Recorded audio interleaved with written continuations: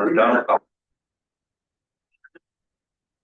Yeah, we might come back to this, because I don't have a half hour. Okay, David Attenborough, but we gotta have a meeting here. Maybe if you don't have a half an hour, that's fine. We can Yeah. talk about it. I can talk about where your best fishing spots are, you know, just write the GPS coordinates down, it's fine. Yeah. While he's running yet? All right, No, good morning, everybody. Good morning. Good morning. Today the work session is, we're gonna look at the fair building.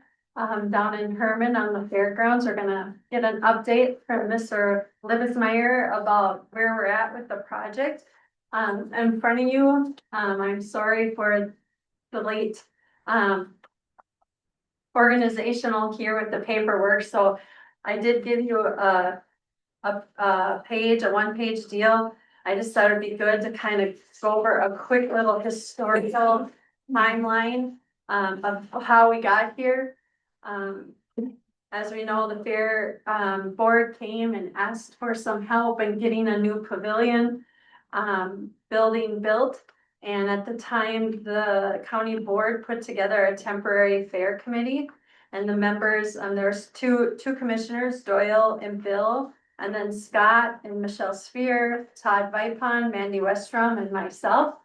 And we had a meeting down in Herman, and we kind of talked about the concept and kind of where we wanted to go with this.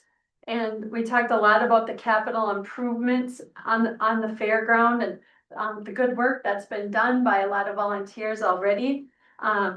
But we know we have more work to do down there to keep the fair going and keep the fair resilient. So we talked about the condition of the current building. If you were down there and saw it, we know the original pavilion, as beautiful as it was and as sad as it was to see it go, it was not a safe building anymore. We talked about the demand for the project, looking at the fair and how the fair has grown over the years and the amount of organizations and constituents and people visiting Grant County that use that pavilion building the week of the fair. And we did talk about other events that happen there too. It's more than just the fair that uses that building or has in the past. Scott did a lot of work on getting estimated costs and quotes for the project. We talked about both public and private resources. There's a lot of people that are willing to give their time, and we talked about how we can utilize that to the best of our ability to make this happen. We talked about once the building is built, the operating costs and how it'll be taken care of into the future. And then again, that shared functions or shared opportunities with the new building, you know, ways it could be used outside of the fair time to be a significant resource for Grant County. Overall, the safety issue was a main driver. And then again, that community resilience, keeping our fair going. Also revitalizing kind of, you know, when we're all volunteers working for something, when we have rundown, not so great things to work with, it's hard to keep volunteers. And we really feel this new building could help revitalize, getting people excited about the fair, and keeping that momentum going forward to get more people involved. So the retaining of volunteers, and just that kind of excitement around a new build, something new to kind of that, to get energized, new involvement, bring new people to the fair. And then again, how can it be used outside of the fair? Potential storage space for future needs was a big discussion because we're always looking for space. And this building could be something where we could potentially use it in the future should that need arise. So we came up with a timeline, and the timeline was the fall of 2025, taking down the old building. And then the winter of 25-26, we talked about finalizing plans. And then in the spring of 26, breaking ground and constructing a building. But I feel like it's a fair statement to say we're ahead of schedule. Yes. And then ultimately the end goal is to have the utilities complete and finish the outside work, the landscaping work by the start of summer. So the project could be completed by July 14th. And so with that, I'll turn it over to Scott. You guys did get a packet of a little PowerPoint presentation of the pictures. Doyle and Scott had provided pictures of kind of the start of the project to where we are now. From, getting the ground ready to the framing, to the siding, to the doors. And, I know through the process, some things have changed a little bit, so I'll turn it over to Mr. Libesmeyer here, who's kind of been the project lead, and he can kind of fill us in, and then we can have some questions and answers. Perfect, thank you. And I'm the project lead only because nobody else is there, so don't put that in this video. Found out I'm not a general contractor.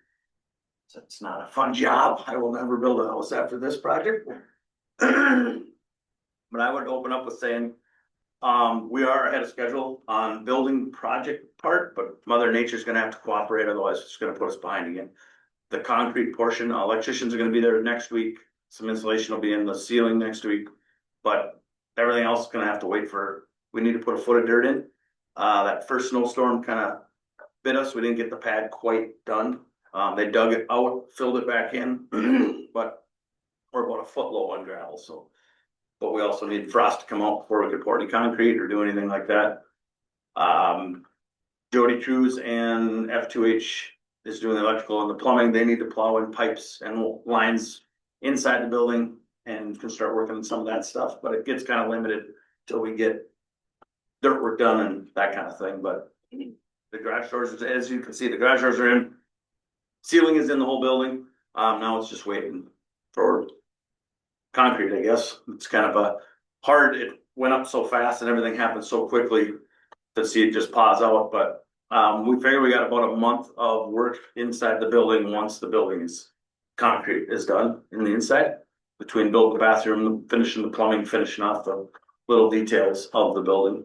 So, yeah. Right now, I would say I am very surprised, not surprised, I guess isn't probably the best word for it, but encouraged on how much positive feedback we've gotten. How many people have actually made the trip over to Herman to take a look at the building. That can be a little nerve wracking coming from our side. We designed a building for the next 100 years for Grant County with 6 people. And you got to put a lot of thought into what that looks like in 100 years or 20 years or 40 years of what this thing's going to look like. And the needs are going to be that something we don't have a clue.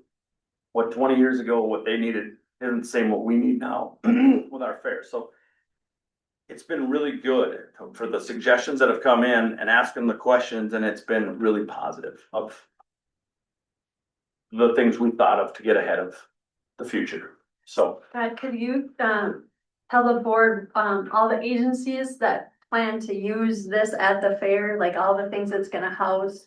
yeah, absolutely. Right now, we're gonna have, Saturday will be a business expo in there from 11 to 4, I believe is, don't quote me on that, 11 to 3, 11 to 4. So that'll be the Grant County businesses to come in. You can rent a table, I guess you'd call it, and try to do what we did at the school, in Herman last fall. And I think they do it around the county, right? Yes. I mean, On Fest and Expo. yeah. Shall Council, what's it on? Yeah, we're gonna do that on Saturday. I'm not in charge of that thing. I just seen the flyer and dealing with that. We're putting a teen center inside of the building, so we've been lacking stuff to do for that 10 to 14, 15, 16-year-old kids at the fair. The bounce houses just don't cut it for them. So we're bringing in some video games and some simulator stuff to bring in to put inside of the building, because we need a building to house that kind of stuff. Putting that in the corner of the building. Right now, the firemen are gonna be inside with their the bar area and the Stan. food stand, thank you. The Legion, we met last week. They're having a little bit more trouble visualizing what that looks like for them. We're gonna have to wait for concrete, I think, for the final decision, but they're encouraged on bringing their beer wagon underneath that awning that you see to the north to make that their beer garden. That was put into place for 2 purposes. One, for shade, shelter, and for people to gather underneath to get out of the elements. And 2, our thought is in the future that the state of Minnesota with these liquor license, beer licenses moving forward, I think they're gonna go back to the way it used to be. fencing in beer gardens, not just having an open beer garden. This would give us control of that beer garden area with them posts. We can fence it off, make that. So we're thinking future on that side of things as well. So, the Lions Club they're coming down, they have a benefit down there in 2 weeks to 3 weeks. They're gonna walk through the other portion, the Grant County Lions. That would be the other side of this project, or front food stand area. And we plan on we're gonna talk to the gold ribbon people, Yellow ribbon. put a yellow ribbon, there you go, put that stand inside of the building as well. Utilize it as much as we can, especially through the 4 days of the fair, so. And the nice thing about that is, sometimes if the weather isn't cooperative during the fair, a lot of our organizations don't have the same success as they do when the weather is nice.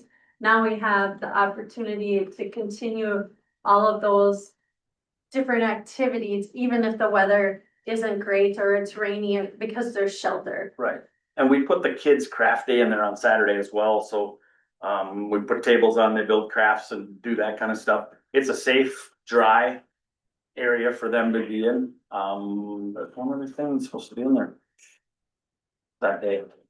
Don't matter, I'll think of it, but we're gonna utilize the building as much as possible. The round building, if you've ever been down to the round building, it's down the way towards the horse barn. Usually houses like the political parties and that's where the business center's been.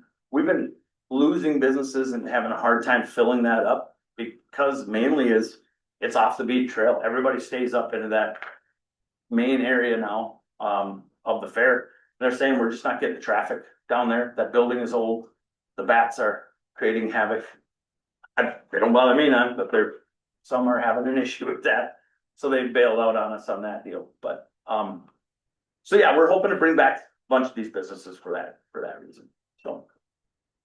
The plan is, for that awning area on the north side. When you're standing on the far east side of this building, when I'm looking at this picture, this is the far east side. If you're standing in this spot, you can see all the way through the whole fairgrounds, all the way down to the other end, where the cattle are. That sidewalk runs from here all the way down. You can take a wheelchair from one end of our fairgrounds to the other on concrete when this building is done. Nice. So that's a big deal with all the ADA stuff that's been coming towards us, to push it. The one thing I would tell you is we built a new bathroom 5-6 years ago with an office on it. And it was like, oh, that's pretty cool. That's pretty awesome. Then Creative Arts building got pushed in our lap a little bit quicker than we wanted with the storm. We put that building up and it was like, wow, that's a pretty nice building. This building has changed the dynamic of the fair. We've put up 2 new buildings in 6 years and nobody's really got jived up. You put this thing up, we realize how big of a staple this was for the fair when the attention has come to our attention. And we've had some feedback that people are wondering what we're gonna do with this building outside of 4 days. I'll tell you what, the number of people that are asking about renting it for weddings. And we're not competing with the community center in Hermit. I wanna be very clear on that. We are not competing.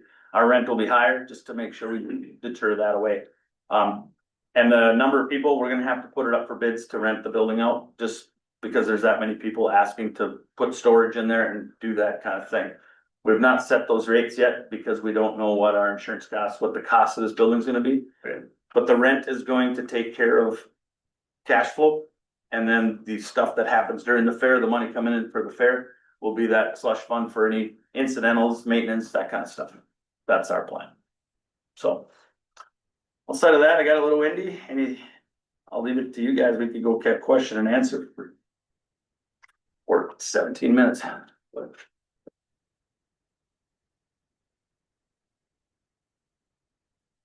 don't have any questions. other Something than for me. Great job on progress so far. You know, I would have never thought that you could have got to this level, this quick. I would agree. Things happen really, really quickly. I was gone for a period of time in November. So I kind of threw the project on some laps of some people and I came back and it was tore down, pad was built. I mean, we had some in-kind donations, between Jamie Lubenow, at Wagner. We purchased the gravel. He donated the trucking for the gravel and Vipon Farms came in and tore the building down, got the dumpsters, got removal I mean, just took care of it. There's some things need to be done. That storm came in a little bit quick on them. There's some spoil piles I gotta get rid of and things we can deal with. They got it ready for Jason Muckow to come in and tell you what, I'm impressed with. So that, That. I think it's important to recognize the in-kind donations, the Yeah. people that donated their time and their equipment 100%. was a huge, huge help. And then can you, off the top of your head, maybe share with the board all the local contractors that are working on the Yeah, project? absolutely. So Wagner Company is doing the sewer, water, gravel. And Pipe on Farms did the tear down and removal there. Just gonna go step by step. Grant County Lumber is got the bid for all the lumber and supplies. Jody Cruz is doing the plumbing. F2H out of Barrett is doing the electrical. Tin Slater's coming out of Cyrus. That's the only one that I missed, but, Jason Muckow's putting the building up and his contractors. And I don't know if you guys have had any work with him, but he, not only is he a great contractor, but they support the local town. I hope they do that in every town, but they're at the C-store at least 3 times a week.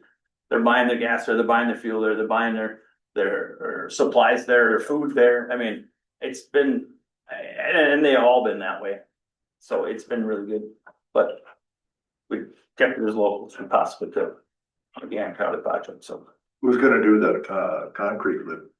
That is up in the air right now. That is,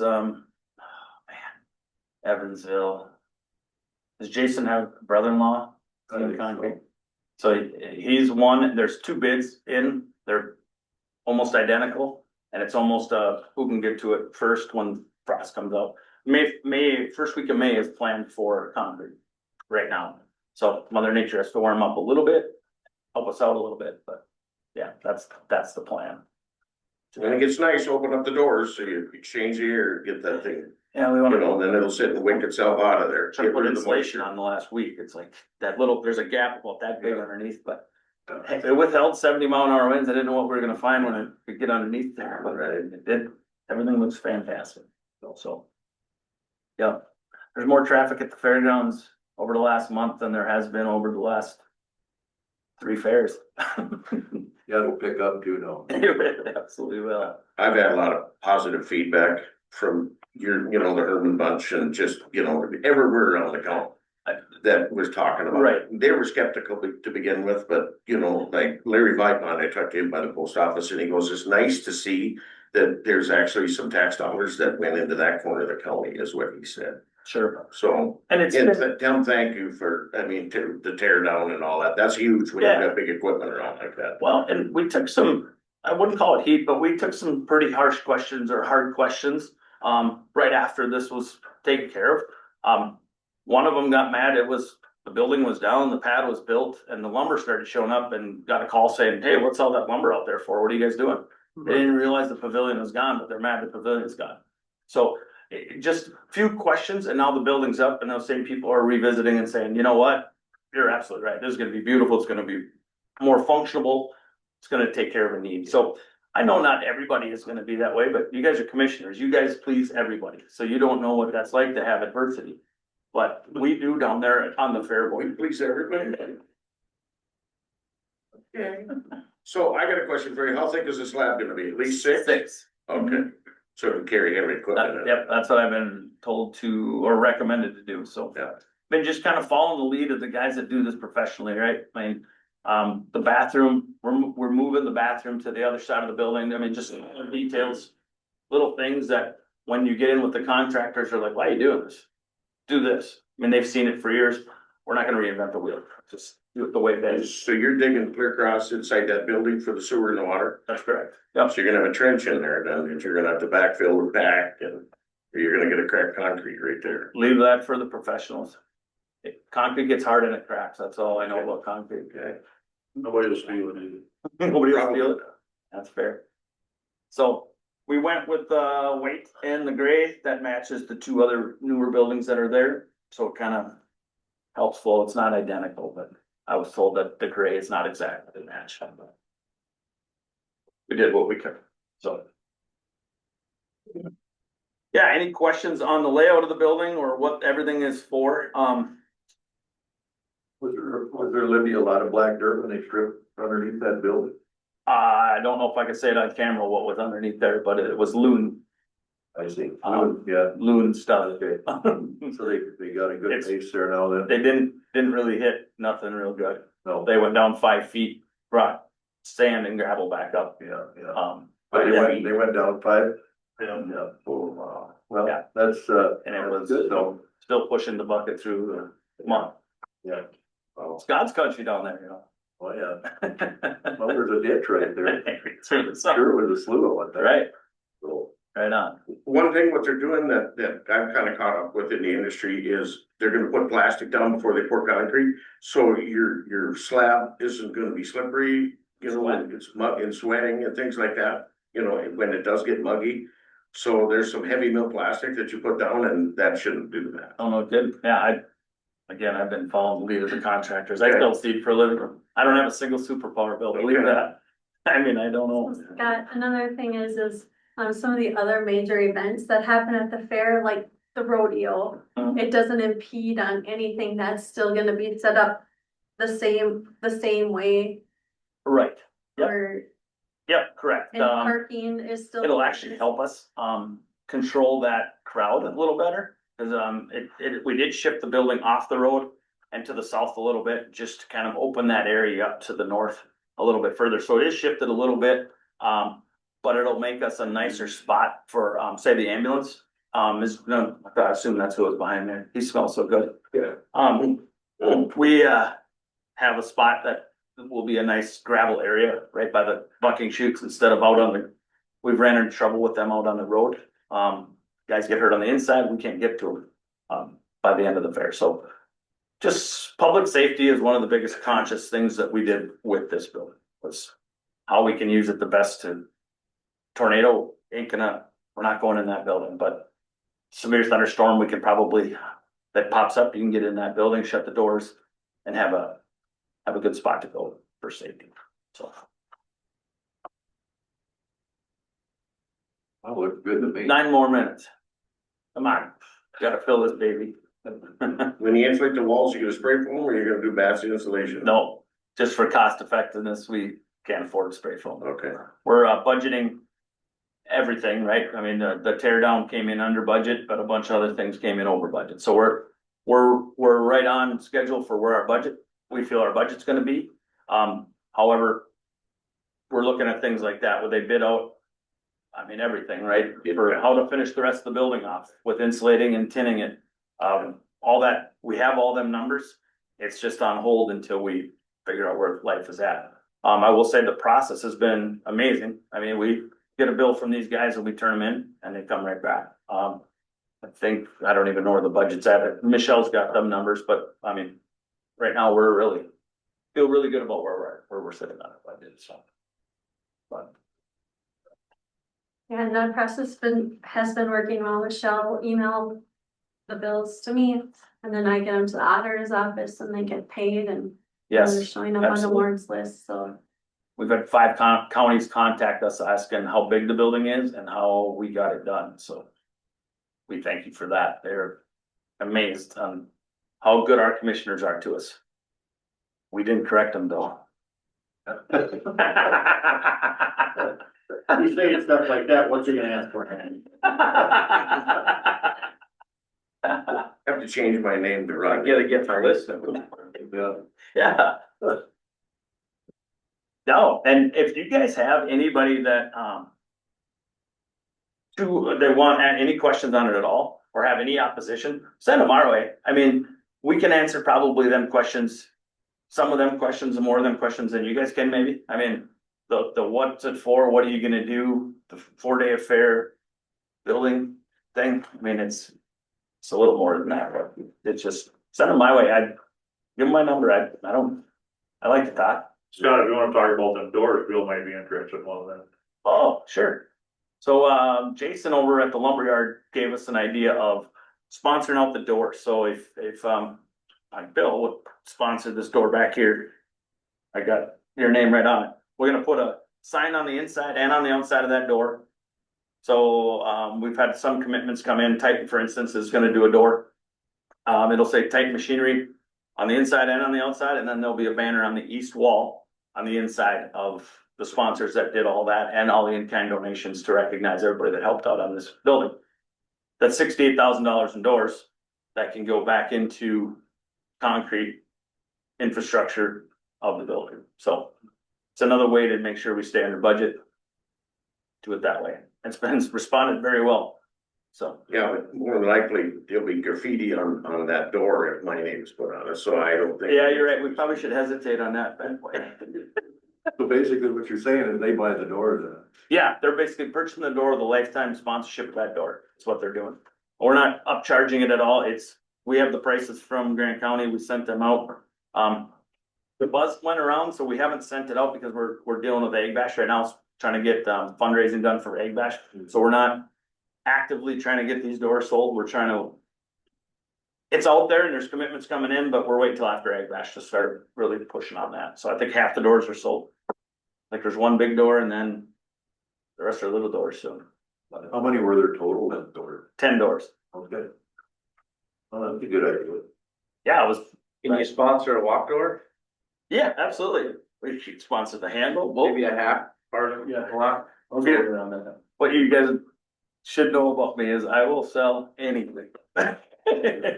If I can put your name on it, it'll go on there for a We just price. got back from Mexico, I can't imagine. Yeah. When I'm down They there. said, the cartel sent me home. They said, no, that's enough. Yeah, that's good. Well. Yeah. Do we have anything else for Libby? Want to thank you for your work on that. Yeah, thank you guys. Couldn't do it without you. We'll come down there one day and take a look at it when it warms up. Yeah, and if that ever, it comes around, you guys let us know and I'll watch. You want it? Yeah. You could put like a little bit of are you gonna put a slogan for advertising and things like that? You could put the Grant County, thank you to the Grant County taxpayers for, you know what I mean? Yep, For- so that was a Your question opinion? down the road for you guys before we did it. We wanna, on that east wall, I think that's a necessary thing, right? I mean, the taxpayers are gonna be one of the biggest sponsors of this building, right? So what should we say? How do we say it? What does that look like? That's the one we need to do very carefully and professionally, right? So, Lakeside Seed, we got the same one for 20 years. It's whatever, but that's a pretty big deal. I mean, and we want to do it Yes, it professionally. is. So absolutely, that's happening. Yep. Okay. Yeah. Good. Just a matter of how we word it. We don't want our names there, we just wait to say Grant County taxpayers, Yeah. right? Yeah, no, absolutely. I appreciate it. And if something comes up, give me a call. So I like to talk. We're going to Benson now, so if anybody wants to talk to me for another hour, great. Got avoided. All right. You'll call somebody on the way and put them on Bluetooth.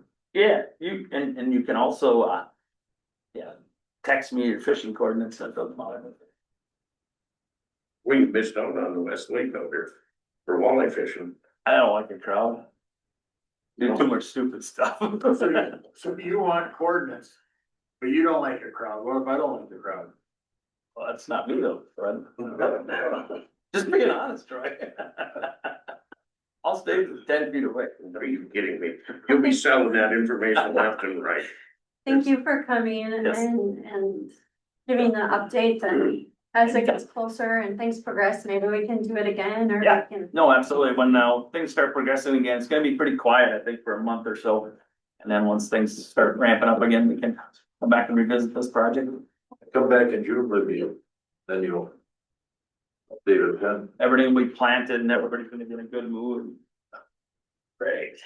Thank you. No, thank you guys. Hey. Yeah, you are. Hey, Scott, good to see you. I got one. Yeah. You talked about selling these doors. Have you, had discussions with the company, so there's some consistency to the style and of the company, so we don't end up with a hodgepodge? Yep, it's a 2 foot by 1 foot sign, and then it's their logo. If it's being professionally done. so Yep, yep. Similar in a sense. Yep, it'll be an aluminum sign, like a street sign. That's the company we're going through is, they built for our church, they built those signs, they're street signs is all I can verify what it's like. they're the same size, so it's not, like you said, somebody doesn't buy a bigger sign and bring us a sign, we're gonna do the signs. Or a banner or something. Right, yep, correct, they're all gonna be. the Like same. an M and R sign. Yeah, yep, correct. Al Fergus has got. Yep, I believe that's where, that might even be the place. Michelle's got that information, but I think it's 1 foot by 2 foot is the signs on the door, and then the banners are 2 foot by 3 foot inside the building, so, yep. Yeah. We've learned that a long time ago fundraising, if you put somebody's got a little bit bigger banner on the sidewall of the rodeo grounds, we hear about it. Yeah. They get a bigger banner, so consistency. And then their logo would be the only thing that'd be their company, so. Okay, well, it's 9 Thanks, o'clock. you guys did a lot of great things, keep it up the rest of the day. Thank you. guys got a lot of good stuff to talk about. And stand for the pledge. I pledge allegiance to the flag of the United States of America and to the republic for which it stands, one nation, under God, indivisible, with liberty and justice for all. Thanks, Mike. People just hang on for a minute, 15 minutes.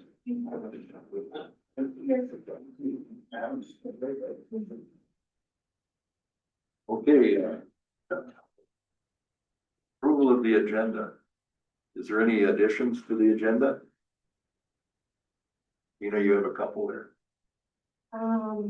Yes, they were sent out, in advance, but we do have, an additional registration application, for the low potency hemp products for Sisters Wine and Spirits. So we can add that with the other one if the board so approves. There's also a letter of support for the Douglas Pope Solid Waste Management depackaging machine. If the board would like to approve, that could be added to Reed's presentation. And then there is an additional item with human resources in regards to employee training. Okay. So, they'll come underneath the Grant County Coordinator, right? Yep, well, yep. Okay. So with that, I get an approval for a motion to approve the agenda. Motion to approve, Mr. Chair. Okay, we have a motion. Do we have a second? Second. Do we have a motion and a second to approve the agenda? Any further, discussion? Hearing none, all in favor say aye. Aye. Opposed? Motion carried.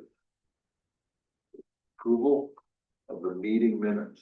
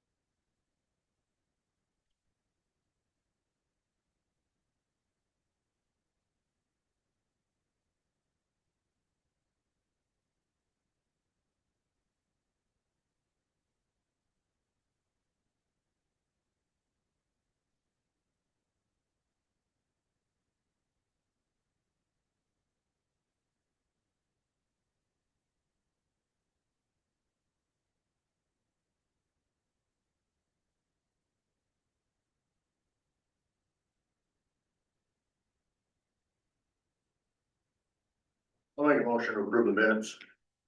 Okay, do we have a second? Second. Do we have a motion and a second to approve the meeting minutes? Any further discussion? Hearing none, all in favor signify by saying aye. Aye. Opposed? Motion carried. Approval of the warrant. Okay.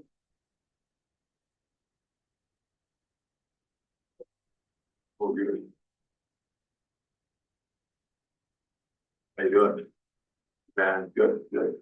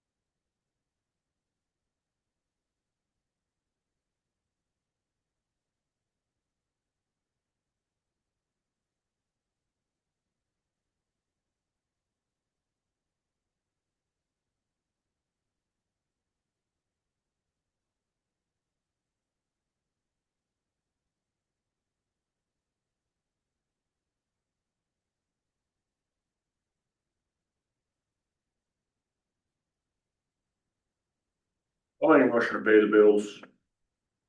Okay, we have a motion to pay the bill. Do we have a second? Second. There a motion and a second to pay the bills. Any further discussion on the bill? Hearing none, all in favor, signify by saying aye. Aye. Opposed, motion carried. Okay, Grant County Highway, Morning, guys. Morning. I'm just looking for approval to award the County Road 5 Church Lake Culvert Replacement Project to Bill Riley Construction. Bill Riley was the low bidder at $62,815, approximately 2% below the engineer's estimate.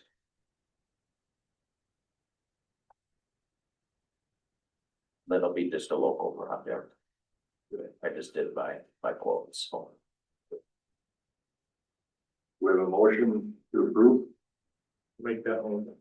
Okay, we have a motion. Do we have a second? As a member of the highway committee, I will second that. Do we have a motion and a second, for the County Road 5 culvert replacement, Church Lake there? Any further discussion on that? Hearing none, all in favor signify by saying aye. Opposed, same sign. Motion carried. All I had, thank you. Environmental services. One reading. Well, I have two things for you. The first one is a resolution from the city of Barrett. So at the end of last year, the state agency that does all the wetlands and everything about there, so Board of Water and Soil Resources did their big PRAP, which is basically a performance review of how we handle wetlands and a couple other odds and ends at the county level, along with how the Soil and Water Office does some things on their end. And what they noted when they did our wetland review is there was a couple of resolutions that we don't have. So one was that there was no resolution for staff to be making decision making. So remember at the end of last year I came and we did that one. And then the other thing they noted was there's several different LGUs for wetlands across Grant County. So in the mid-90s and late 90s, there was the Wetland Conservation Act that came out. And then each city had to delegate to the county or decide to keep and do it themselves. So what happened is about half the cities kept it and half of them delegated it. So when they did the review, they found that Elbow Lake, Barrett, and Herman were the three cities that kept wetlands. And then, so what the state did is said, hey, these folks need to be doing some of the reporting and some of the other odds and ends that come with that jurisdiction duties. You want to see if they would like to delegate now that they've, had some time to do it or not do it. And I said, sure, we already, when they call, we help them, we walk them through whatever it is, we, basically doing the work anyways. So what we did is I sent out the information to all three cities and then to their board members as well, just so they're in the loop. And then the city of Barrett said, yep, we'd like to give it to the county, we don't really, that's not really our gig, you guys do it all every day, all the time. And then as far as Herman and Elbow Lake, Herman is talking about it, and then Elbow will be talking about it here this week. It sounds like they're city council meeting. So where those two go, I don't know yet, but they just kind of start the conversations. But so what the resolution here is, what the city of Barrett did is they passed a resolution to hand it off. And what we do is accept a resolution to accept it. Basically just a handshake between two resolutions to exchange it. And it doesn't take any more time or any more money from our office at all. So, and we would still include the city of Barrett like we do with any other issues that pop up in city limits. Then read with each other city when they agree, if they want to do this, we got to do a separate resolution. Yeah, correct. But they would do the same thing. They would pass basically identical resolutions with just swapped out who the city is and who the representative first of the sign is. It's pretty straightforward. They're basically boilerplate resolutions that just say, hey, we have authority now, please give it to so and so. So, and Justin reviewed both of them, and the states reviewed them, and the city clerks reviewed them, so everybody reviewed them, said, yep, we're good, move forward. Okay, do we have a motion to approve that? No. Do we have a motion? Do we have a second? Second. Okay, we have a motion and a second. Any further discussion? Hearing none, all in favor? Aye. Opposed? Motion carried. And the other thing like Tina had mentioned is that Hope Douglas support letter, so at the end of last week, very last minute, Pope Douglas reached out and said, hey, we're actually gonna go after one of these grants, so they're gonna go after the Climate Smart Food System grant, which is an umbrella of a whole bunch of slew of things that they can go after and use the funds for through the state. So they're gonna go after a grant to purchase a machine that you take a bunch of packaged food products and put them in the machine, and there's a bunch of paddles that basically smash the packaging open, rip them open, and the packaging goes one way and the food goes the other way. Then they turn that food into either some sort of slurry or chips that they can incorporate into their organics and compost in that pile. So what they're looking for is support from counties who are participating in the program like us and other counties saying, hey, if we go after these funds, you are in support of us doing it. They are us, this is, we're gonna get some better tonnages out of Pope Douglas if they can pull more of that food waste out of the solid waste stream, so that's what this is. As far as money, they came yesterday with a final estimate of what it's gonna cost. The machine's about $1 million all said and done for the pad, machine, cover over it. They're gonna put it out at the Hoffman compost site on the back side of the building. They don't know how they're gonna break down if they're gonna ask counties for how much yet. Right now, they're just looking for that letter saying that we support them going after the grant. So, Mr. Chair, I got a question. Is that grant gonna come out of pollution control then? no, it'll come out of the what's the PCO, yep, it should be, MPC, yes, yep, okay. yeah, it'll be out of them. And it sounds like they've been talking about doing this kind of depackaging machine for a while, but they never had the space needs, and now they've done some more workarounds and figure out that they can fit it there. They've got a company lined up to do it, and sounds like their matching dollars is about 250 grand plus some in-kind work, so between the Pope Douglas and the rest of the counties, they'll have to match that somehow. I don't know how they're gonna split it yet, they don't know how. So the food deal that happened in Melbourne. Ruby's Pantry. Yes. So what, 'cause that's a huge. Yep. With the transportation or. We could do it that way too, have them take, instead of taking that truck directly out to the garbage, it could go to that depackaging machine. They would do that. Yep, and that's some of those details we would work out with Pope Douglas, because the big reason they're gonna push it too is Stevens County has a carrot plant. So they got several 40-yard roll-off dumpsters full of carrots, either go bad or don't look right or whatever is wrong with them. Well, if they're in the packages, you have to either pay somebody to open them and dump them, which isn't very cost effective, or dump them in that machine and it will rip them and go. So they'll be able to save quite a bit of tonnage later, so. That's the hope anyways. That's their big ideas. Try and get increased tonnage to that organics, which helps the recycling side, which helps the burning of the food instead of that bird, so. We have a motion for letter of support of Polk County or Douglas County. No, Okay, we have a motion. Do we have a second? I'll second it, Mr. Chair. Okay, we have a motion and a second. Any further discussion on that? Hearing none, all in favor signify by saying aye. Aye. Opposed, same sign. Motion carried. Okay. Thanks, Reed. Hey, Sheriff. How are you? How are you? Good. Morning, guys. Morning.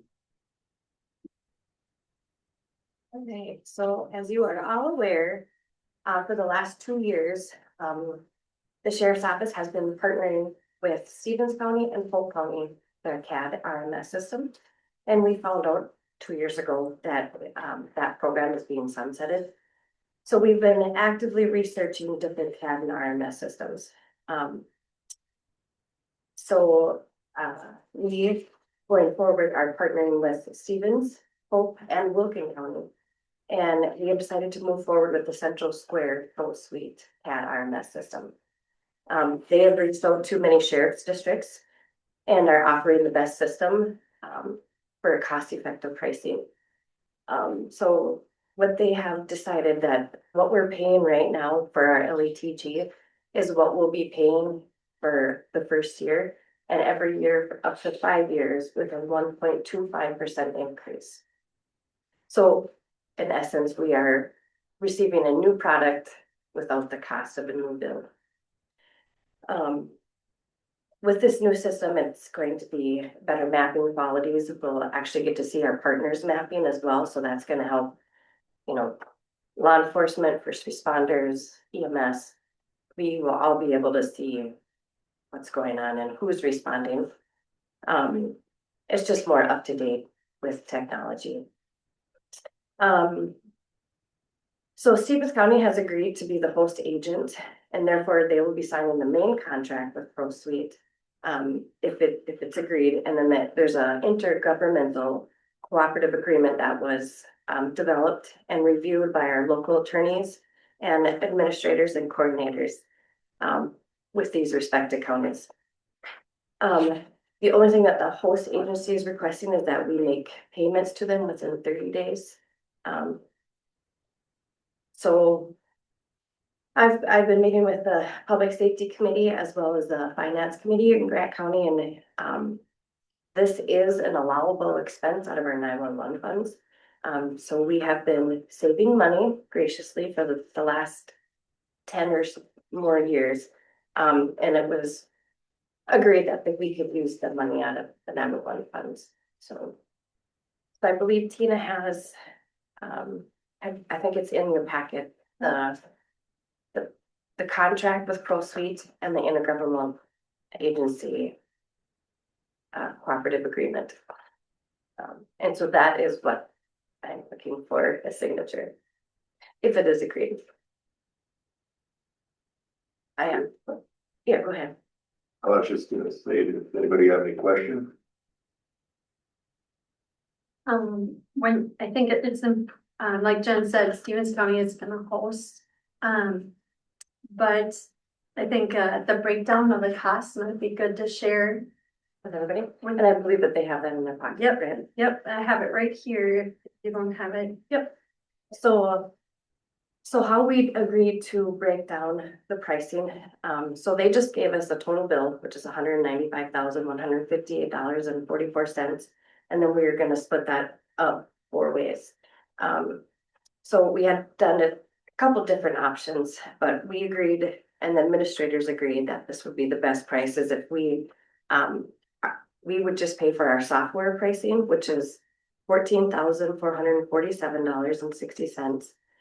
And then we would split the shared build cost and the travel and AI services, so 25%. So this year in 2026, we would pay $50,445.30. Currently with LETG, we are paying 45 right now. So, and then they also, so LETG is part of ProSuite.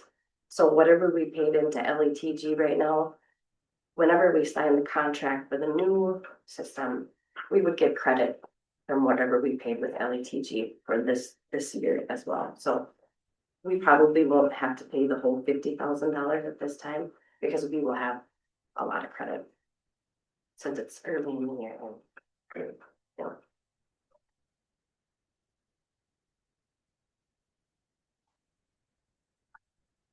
Anybody want to make a motion to approve? So. Okay, we have a motion. Do we have a second? As a committee member of the finance committee on it, and the paperwork is in place and our 911 funds are in place to be able to justify the cost. So I will second that. Okay. We have a motion and a second. Any further discussion? Hearing none, I'll call the question. All in favor, say aye. Aye. Opposed, same sign. Motion carried.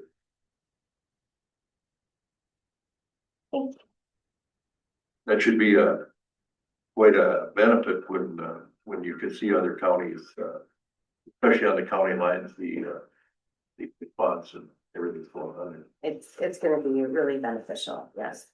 Maybe a little demonstration for us. Yeah. When it's all in there, Yes. just so we can see what the new technology is. Yeah. So, They also offer a little program for EMS and fire departments, which would be an add-on, but that would be probably the responsibility of that other agency. But they will be able to get it on their phones, so it's kind of like Active 911. It doesn't page, but you'll be able to from your phone say that you're responding, so you won't have to talk to dispatch. And all the mapping, everything that it's connected to the CAD system, so whatever the dispatch puts in there, or whatever an officer puts into the system about this event, everybody would be able to see it. So, yeah, so there's more to come. Okay.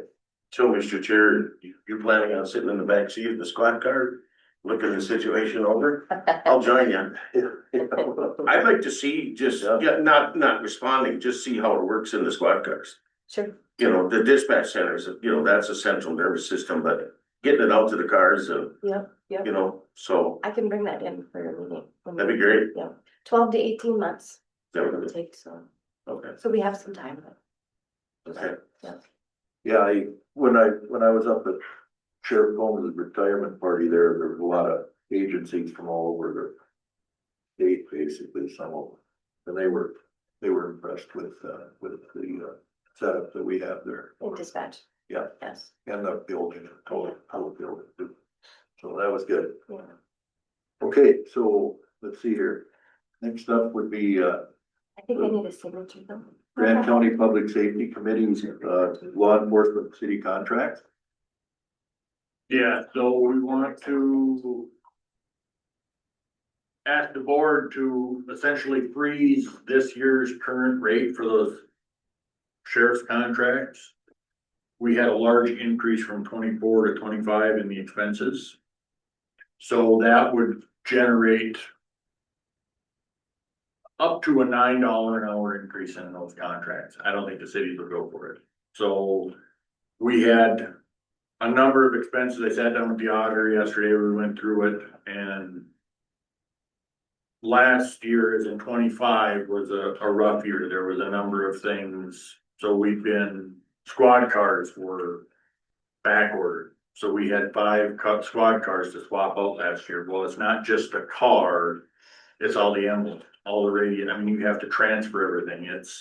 In 24, half the year, we were down 2 deputies that we weren't down in 25. So it's making one single year, the expenses are going up for that 1 year compared to the previous years. So a lot of our contracts, we have multiple years to avoid those swings, right?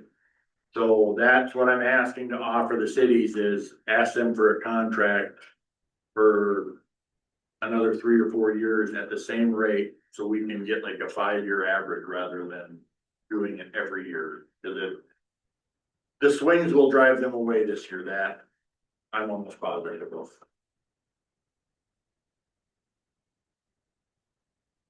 Any thoughts?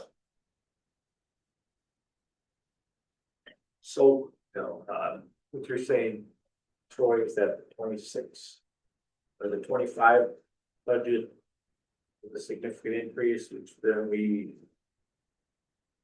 passed on for the payment in 26.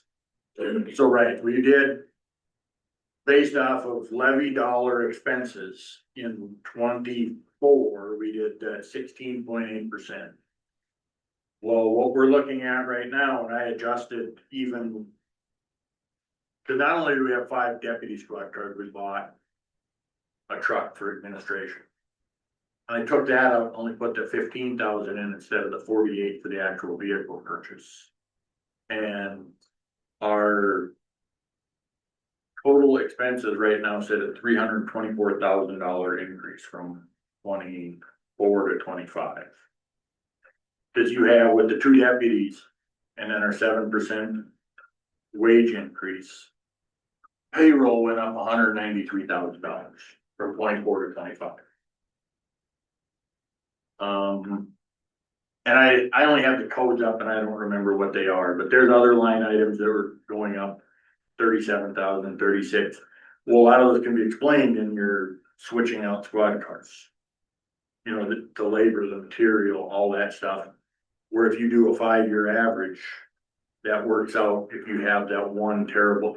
I'm afraid if we don't get a 4 or 5 year average, we're gonna be fighting this all the time where they're gonna swing like this because you have expenses. I mean, the administrative trucks are a good example. We budget $15,000 every year, and then every 3 years we spend 50. Wasn't there, help me out in this, new concept that you're talking about, wasn't there a 3% factor? That was the old contract, for 3%. That was old. Right, that was what we were trying to get away from, and I didn't think of the swings in there, I just figured out 24 income over expenses, and I didn't get an average in there, so without that average, we're gonna have swings like this all the time. So did the committee or whoever look at, let's say, going back 2, 3, 4 years where X is what you're collecting from the respective cities versus the total budget and see that comparison? We did not, because if you go backwards from 24, you don't have to do it. Oh, yeah. So those are, I mean, we budgeted, and we were actually pretty close on estimates for that building. But that's all it would be, is estimates.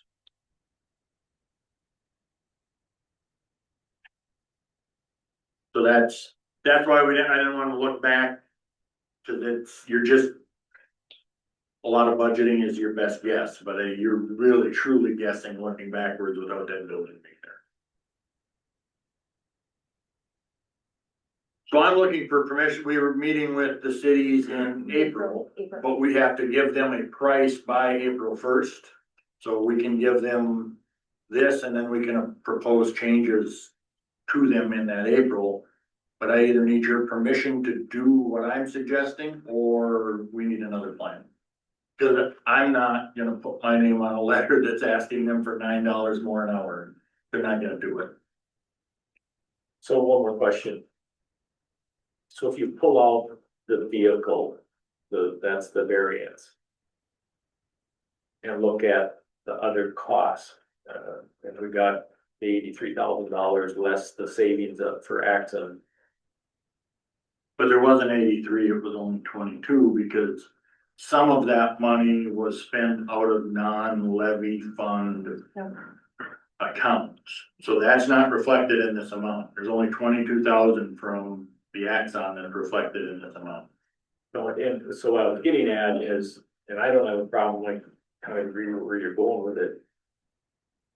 But we're looking back at some variables and we're making a reason to not change it. Are we setting a precedence moving forward?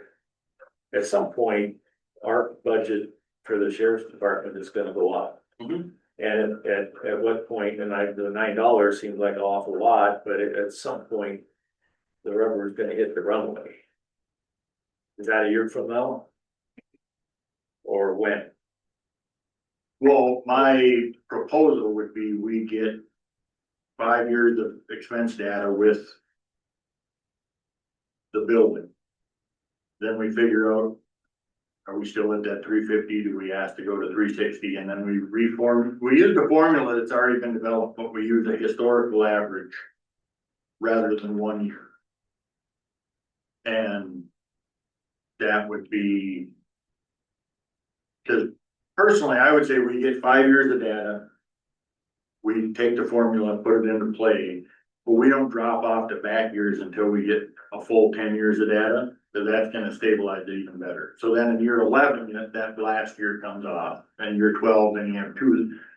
So that you're actually getting much longer average, rather, you're gonna really wipe out your peaks that way. But none of this has been presented to a city yet, so that is. I just know if we go in with what the true cost is, and I get what you're saying, what we could take out for the squad cars, but if you start taking out legitimate expenses this time. The next time there's a big one, well, we take that one out, That's what I was a little bit getting at. Are we gonna be doing that, or would you? under what I'm saying, no, we won't do that. I would continue only putting in.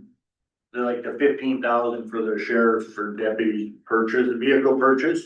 We wouldn't put that 48 in there, because we've already collected that by putting that 15 in for 3 years, you've. Yeah. Mitigated that, right? Right. Makes sense. So Troy, what do you think in 5 years then, when we go back to the cities? Are they gonna have the wow factor then too? Well, we're gonna meet with them yearly. So, we can give them, here's what it would be. whether it's, just 1 year, or if we did a 2-year average, here's what the rate would be. Next year, we can give them, well, here's what 1 year would have been, here's the 3-year average. So you're preparing them for when we get to that year 5 or 6, whatever that is. Last year you knew, so we went up, so it went up a little bit from what it would have been.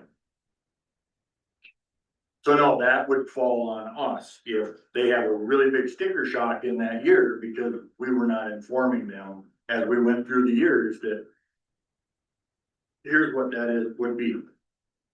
Yeah, because the budgets are gonna go up in every department. And, Oh, yeah.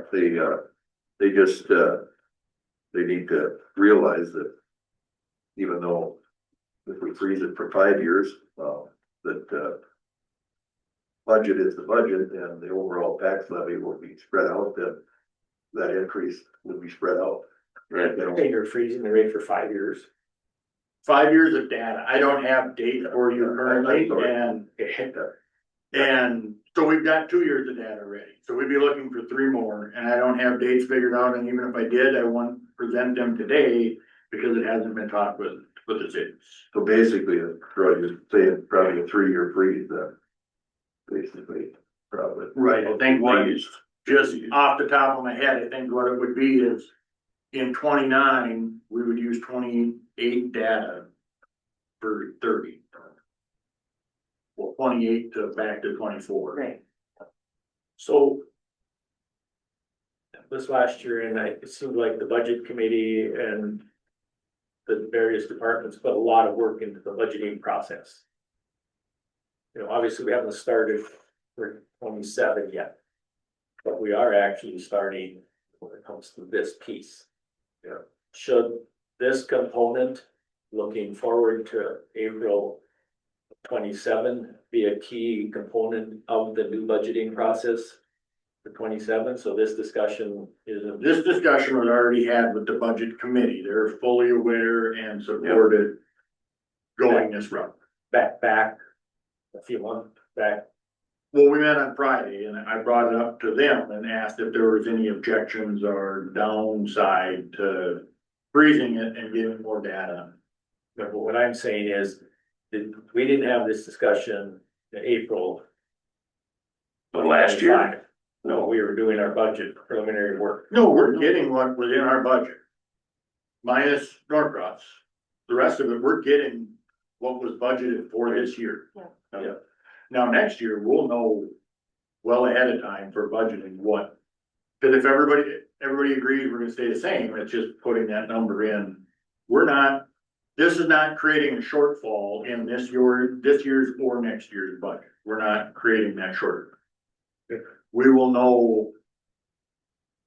I mean, actually, it'll take a number of years even to put that number in. Sure. Well, then you got it figured out. But did, we wouldn't be going, we don't know.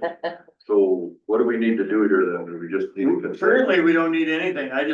If somebody doesn't wanna go this way, we need to know about it before I go any farther down this way, so. Cause we do need a number by April 1st. yes, One more thing, Mr. Per Chair. In the past, there's been analytics on the cost per hour. Are we using those analytics anymore? We then, Not with the new formula. the only time, I don't think we've ever, in my time here, we've never used that. We've figured out that loaded rate just for a reference point of where we are. But we've never said, well, that's the rate we're gonna use this year. So that was more of a talking point in a sense. It wasn't. Well, we wanna show that, if you wanna have your own person, Yeah. here's what it would actually cost you per hour, but we're actually only charging. The one time it was in 2017 or 18, I think the county made like 50 cents an hour. But since then, it's been, Okay, so then Troy, when you have these meetings, you're gonna be sitting down with all the contract towns at the same time, or? we've invited them all to a meeting in April, something, early April. I don't know. April 8th Okay. at 2:00. So Okay, the city clerks and the city mayors, or whoever they want to bring, we just ask for two members of their city council. All right, well, anybody have a problem with that? Go ahead, Bill, no, Jenny? No. Me, no, please go ahead and do what you can do. And we got it on the committee, the public service, so public safety, we'll just keep everybody updated with what we know. Okay. All right. Thank you.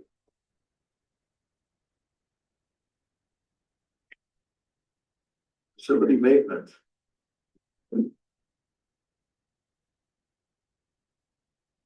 Morning. Should have a couple of estimates in there, from Joanne for the flooring for recorder and the license bureau offices. We've had several discussions, my understanding is prior to my time here, there was kind of a separate facility improvement dollars that were used, not necessarily department budgets for things like flooring and that sort of thing. So these were not budgeted in those specific recorder or license bureau budgeting, but they were just kind of told we use dollars from facility piece to take care of these things. So just coming to get approval for these two estimates to get these flooring pieces taken care of, hopefully this spring. I know Joanne, earlier November timeframe, I think she said they were a couple months out. I don't know how far they are out at this point, but we'll have to do some scheduling, obviously, to try not to interrupt workflow, make things work, so. Any thoughts? We've been talking about it long enough. I'll make the motion to approve both bids. For the recorder's office and the incense bureau. It says incense is a, for license, excuse my French. My apologies, Oh, on I the don't- quote. Yeah, on the Says quote, incense yeah. bureau. Sure, that was a typo. I'm sure it was too. Yeah, so I'll make It was a that. repurposed, you didn't get the memo on the repurposing of the facilities. Just kidding. It is the license bureau, yes. Okay, I figured that. Okay, so we have a motion. Do we have a second? Second, Okay, we have a motion and a second. Was that Troy? We have a motion and a second for the flooring. Any further discussion? Just a comment, Mr. Chair. The 26 budget, the license bureau has $15,000 in furniture and equipment. I don't think we're buying $15,000 worth of furniture. I did have a conversation with, so again, the flooring piece wasn't specifically, but she did mention that her original furniture budget was much more than what ended up being spent. And so she said there should be some dollars still there, but it wasn't, we didn't specifically budget for flooring. So yes, you are correct. The furniture budget that she did replace the 2 desks and chairs, some shelving units in the office there, that was much less than what was budgeted for. So there are dollars still in that piece, if you want to look at it that way, but it wasn't technically laid out as this is for flooring. So, but yes, you are correct. There is definitely leftover dollars from that refurnishing process for this, for the license bureau. I don't know if the quarter had any in there and They did not have the flooring piece in there, as they did not replace any desks recently or do any furniture work. And again, they were told this comes out of different dollars than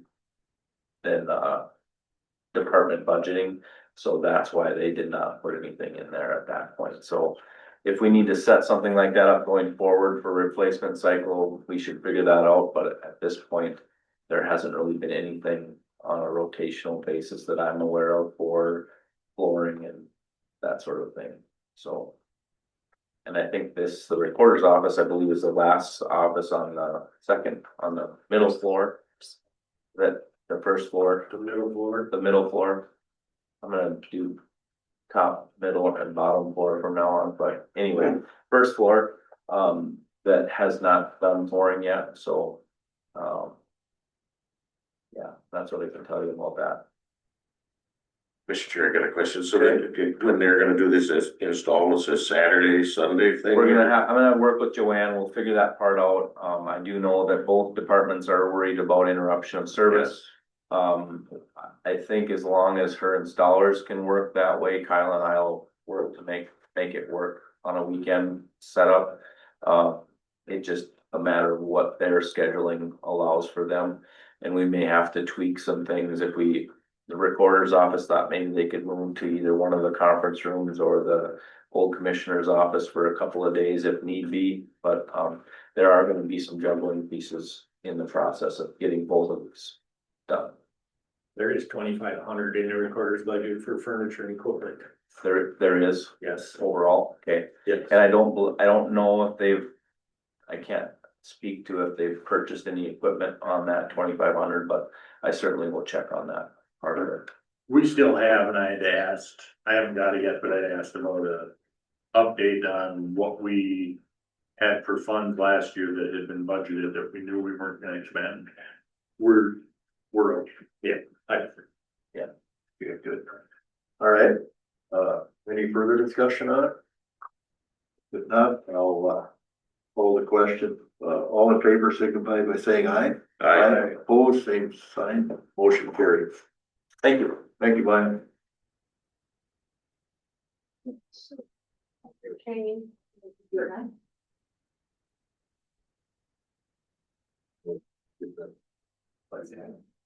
No, it's on there, you're, it's awesome.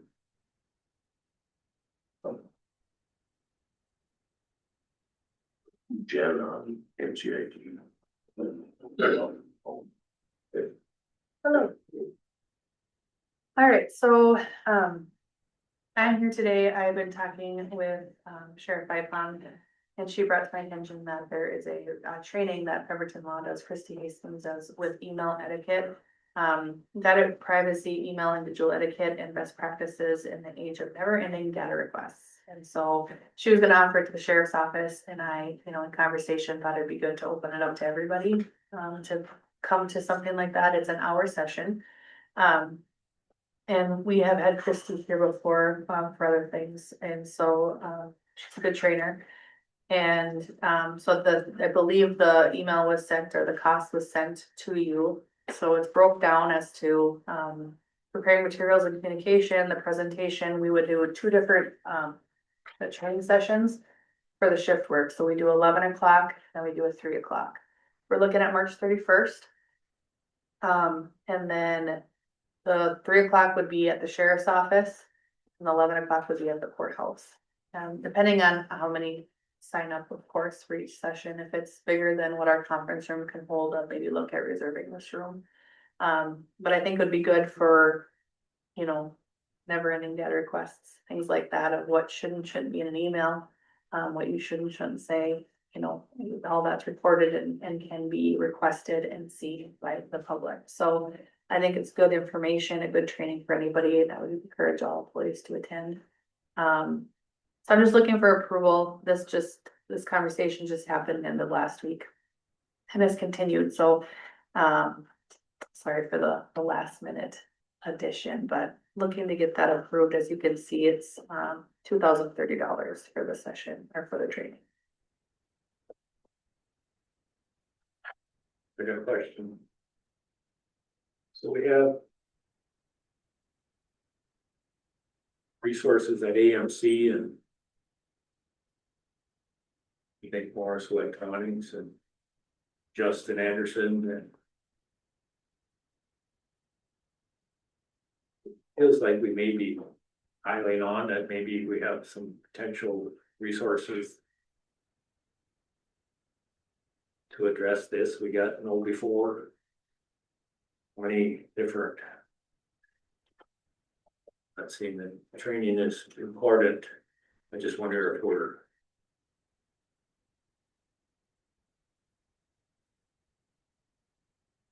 if we research the opportunities to address this training. And then you mentioned it's optional. I think if we're gonna spend $2,030, it should be mandatory. I think one of the important pieces of information to go along with this training is other Grant County partners have used this training, have said how beneficial it was, the specific training. Western Prairies used it for all of their staff. Yep, and she's a labor attorney, so she deals with county personnel type situations, and of course, she has an attorney, you're dealing with the data requests firsthand. And what you look at an email. Good, bad, or otherwise. So again, it's up to you. This was just brought to our attention. Like Tina said, Western Prairie did utilize and had good things to say about the training. So I'm just bringing it forward to see your thoughts on it. This is a different. The know before would never. I shouldn't say never, but this is a different training than the know before. This is gonna cover different topics. No, before is like cybersecurity stuff. Right. Not necessarily county driven, this will just be county. It's just the same training as our partners have used. And this is correct me if I'm wrong, the attorney that our county has used for certain data requests in the past. Yes. As we know, data requests can cost a lot of money as well. So it kind of goes hand in hand with our county email retention policy that we're gonna be bringing up here in a little bit. And trying to operationally move forward in a progressive, modernized ways to protect the county and to do things the right way. This is, I know there's an expense to it, but it's kind of that other piece very specific to that would tie in hand in hand, and like Morris Electronics, we're working on the training for how do we save things out of our email and onto files. This is just kind of a next step after operational. How do we conduct ourselves in our day-to-day business to make sure we're also protecting the county to our greatest ability? Yeah, I'm not talking now, and I guess the reason I asked the question is the same, we're spending over $1,000 on fair materials and communication, if it's the same. It's not the same as what you're right, we're paying for know before and the other things, but this is not. Same as our other partners are using. Are we recreating, piling on? It's just $2,000. I do have a line item. 1,000, it is very likely repetitious. Mhm. Are we doubling up? I do have training budgeted in my budget, so I do have funds for training, specifically employee training, so. I wouldn't be asking for additional funds. I do kind of want to address Ken's concern, and it, to me, the not being mandatory is a little more concerning, because we're spending money, but we're still leaving ourselves as an entity vulnerable. So, I mean, I think we should move forward with this, but we should ask, because you're right, the prep work is not done. If we want to come back in 2 or 3 months and do another one for those who were not able, just to get somebody could be on vacation or whatever that is, but I think it would be valuable to make sure that we get everyone, including commissioners, to go into this training. And if we know we're gonna try to do it again, then there maybe isn't such a large time. That's my thought, is we need to do more than one day. More than one day. Mr. Chair, I got a question. How much do you budget for some of this in your budget? I have budget for training, I have 5,000 or 6,000 available. And what have you spent so far this year? 2 on the convene. The convene training, that's the online training, that's. I'm going to do it.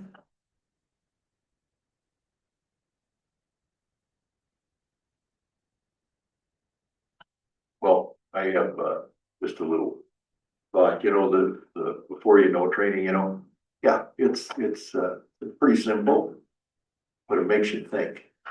Okay. Before that training, I probably wasn't aware of much of that stuff on there, but it's before you know training is not that hard, but it makes you think when you're looking at your emails and stuff. So I like that part of it. Although the average person looks at it and goes, man, that's not hard to figure that out. But it makes you think, so I like that. So maybe this will make us think if we do this. Just my thought. So, So I'll make a motion to approve this. okay, we have a motion to approve. Do we have a second? I'll second it. Okay, we have a motion and a second to approve. Any further discussion on this? Just clarification, are you wanting me to add another day? Well, that was gonna be my discussion, is I think we're gonna approve this so we can do it because it's in March yet before we meet again, but I Yeah. think we should add at least one more day. With 2 sessions? Okay. Yeah, or maybe one day with 2 sessions and then another half day or 1 session. I think we need to get more opportunities because people can be gone on certain days and I think this training, I think will pay for itself. And what you're saying, Troy, is it's mandatory for Everybody's every already, county employee. yep. Including Including us. commissioners. Right. I agree. Question. Is it possible we reach out to Christie and see if we can do a train the trainer? And if we paid for the materials possibly, it's, so this would facilitate everybody doing it, that actually someone in-house could do the training. I can. I mean, they're quite often train the trainer is used. I don't know, doesn't feel like it doesn't hurt to ask, I guess it. Mhm. Sure. That would make it a lot easier to get everybody through it. Okay, we have a motion and a second, if there's no further discussion, all in favor signify by saying aye. Aye. Opposed, same sign, motion carried. Only other thing I wanted to just mention, we are out of RSA hard tokens. We still have a number of soft tokens, but we are out of hard tokens, and so we had a new employee start in the treasurer's office that didn't have hard tokens, so we used a old cell phone we had, put the app on there, and she's using that for right now. So I did go ahead and order 10 more tokens, just so we have that on hand. And so I just wanted to let you know that that has been purchased and that's been ordered, delivered here shortly, so we can place those. Thank you. Thank you. Okay, Dina?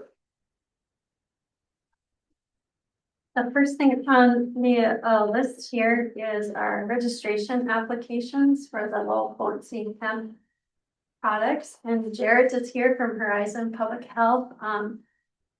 And maybe you want to talk a little bit about the registration application process, and then, you know, the next step in this process is board approval of the ones we've received.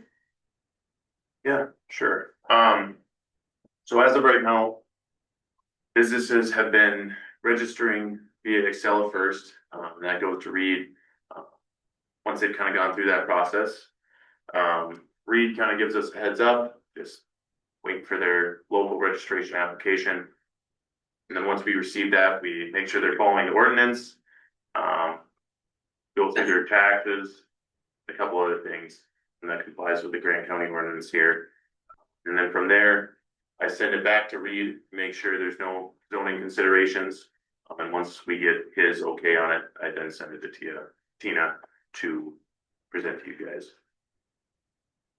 So today we have one application from Ashby Market and Meats, and the other one from Sisters Beer and Wine and Spirits that we are looking for board approval. Okay, I have one question for you. Okay, so I talked to the other person in Ashby who's selling that. And nobody's applied for any type of license with Horizon or anything.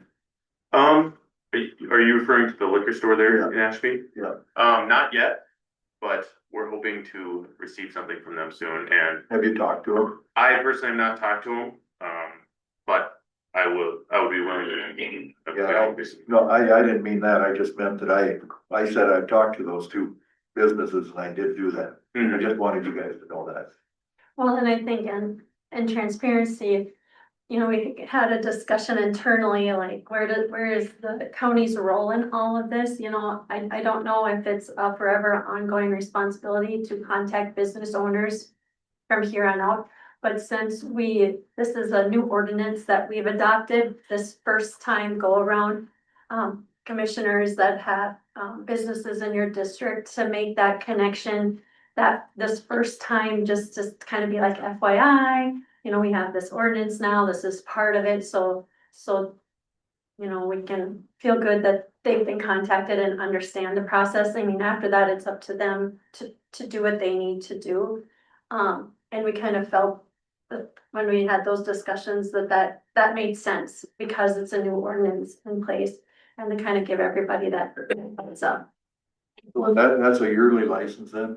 Yep. Okay, so then it's up to them to, you know, to apply every year. Yeah. But with no notices get sent to them, is that right? Once they apply for, and receive the registration, initially, we will send them, reminders, when their registration is about to be up. And it's possible that that other business in Ashby is still working, with their state licensure on OCM side as well. And that's maybe why they haven't turned in registration. Okay. I would guess this license is gonna pair up with liquor or tobacco licenses and things like that, so it'll be coming all in one shot, right? Be my guess, they'll apply, you know, same time for both of them. Yeah, Right. unfortunately, the main difference there is that, everyone's license might be on a different renewal date. Just because it kind of pairs up with when hands out, their low potency hemp edible license. Yep. Some might renew in November, some might renew in February. But that's the main difference between them and the Okay. tobacco. So the tobacco is all, a lot of times we get the tobacco, you know what I mean, process. So it'll never pair itself and it'll all come in one shot because they've applied different times. Yeah, Right, is that what you're telling me? yeah. So then that license fee, is that part of the fee for compliance checks? Yeah, I think in our MOA, it is a 65-35 split.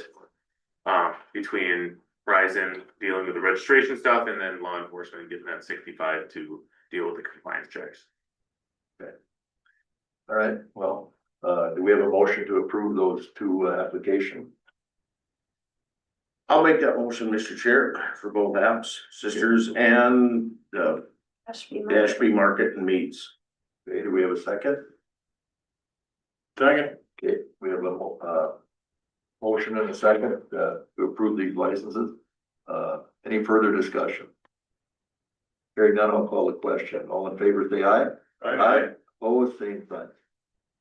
Then can you just tell the board who the new director is for Verizon?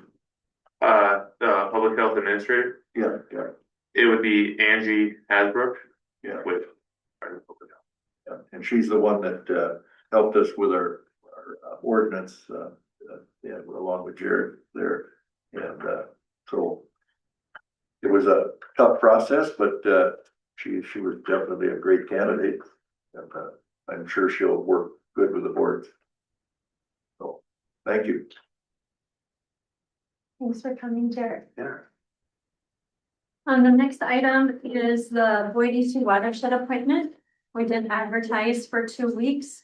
And we got one application, John Capon, who was the previous appointment, did reapply to be to have another term. And so I'm looking for board approval for that.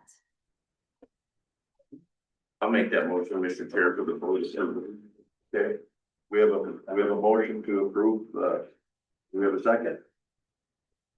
Second, good. Doyle can have that one. Okay. Doyle got the second. Okay, any further discussion?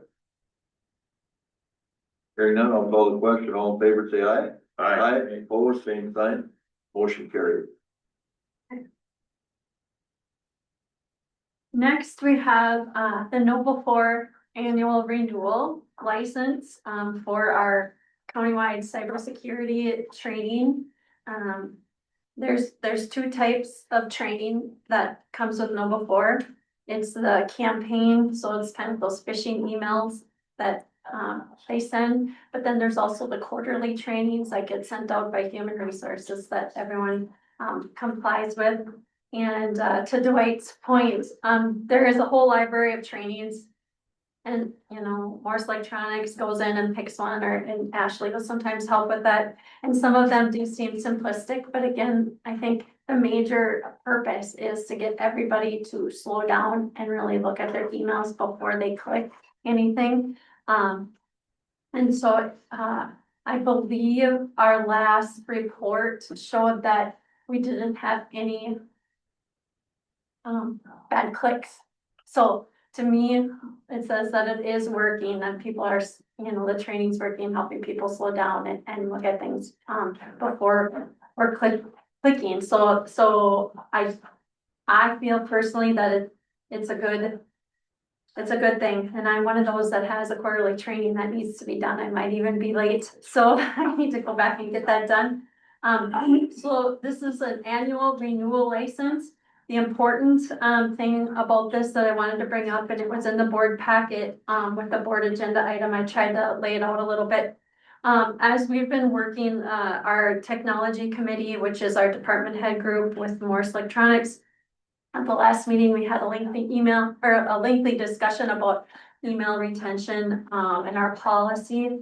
And through that discussion, we realized that we didn't have our two community partners that we share our email system with, Region 4 and Soil Water Conservation District, on the know before. And so if you remember the policy that you passed after our cyber incident, you know, anybody that was on our system had to take the training.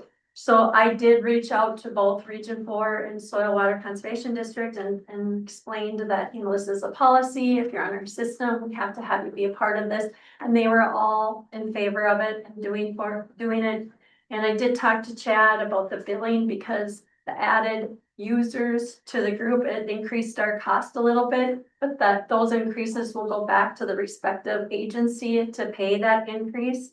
And so, I just wanted to make sure that the board was aware that they weren't on the Know Before program with us, but moving forward, they will be with this new license renewal, and that will be billing them for the cost for their number of users to do the program.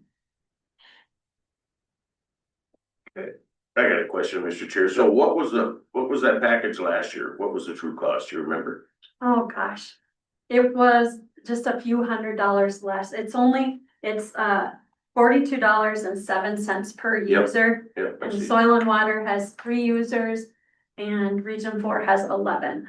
So whatever that math is. Equates to. Yes, math is not Okay. my strong point, so I'm not gonna pretend to do it in my head. Being it's an annual subscription, you know what I mean? Just wondering if there was any added cost. Yep, So- it would be whatever that is, that 4207 times. Yep. Times 14. Great. And then those entities, Soil and Water would pay for their 3 users and Region 4 would pay for their 11 users. So our costs would remain the same, but I did not bring what that was. Like 580. So the increase is 580. Roughly. Okay, you did the math in your head. Okay. Okay, do we have a motion to approve? Yep. Okay, motion by Troy to approve, second. Second. So second. Any further discussion? Hearing none, I'll call the question. All in favor, say aye. Aye. Opposed, same sign. Motion carried. Next item is, we had at a work session, Sean Larson with Morse Electronics was here and talked about AI and why a policy would be important. This was also something that's been discussed with our technology committee, our department head group. We do have a few departments currently using AI. So there's been a lot of review of the policy. It's a general policy. Through our discussions, the one main takeaway was it's always going to be fluid because as technology changes and as we modernize some of our processes, we might have to come back and look at this in the future and make adjustments. But this is our first Grant County artificial intelligence policy. And you guys had it in the packet, have had an opportunity to read it, and I'm looking for board approval. If the board chooses to approve it, it will be something that will be sent out to all employees. And will kind of be our guide in moving forward with how we're utilizing, AI. One of the things we talked about at the last, board meeting, just to point out, is that, anytime somebody wants to, bring forward a new AI technology, it says that in the policy, it says they have to bring that to the Grant County Tech Committee, which again is the department head group along with our, IT vendor. And the reason for that is so we're trying to make sure that our IT vendor is always aware of what new systems might be working with our networks.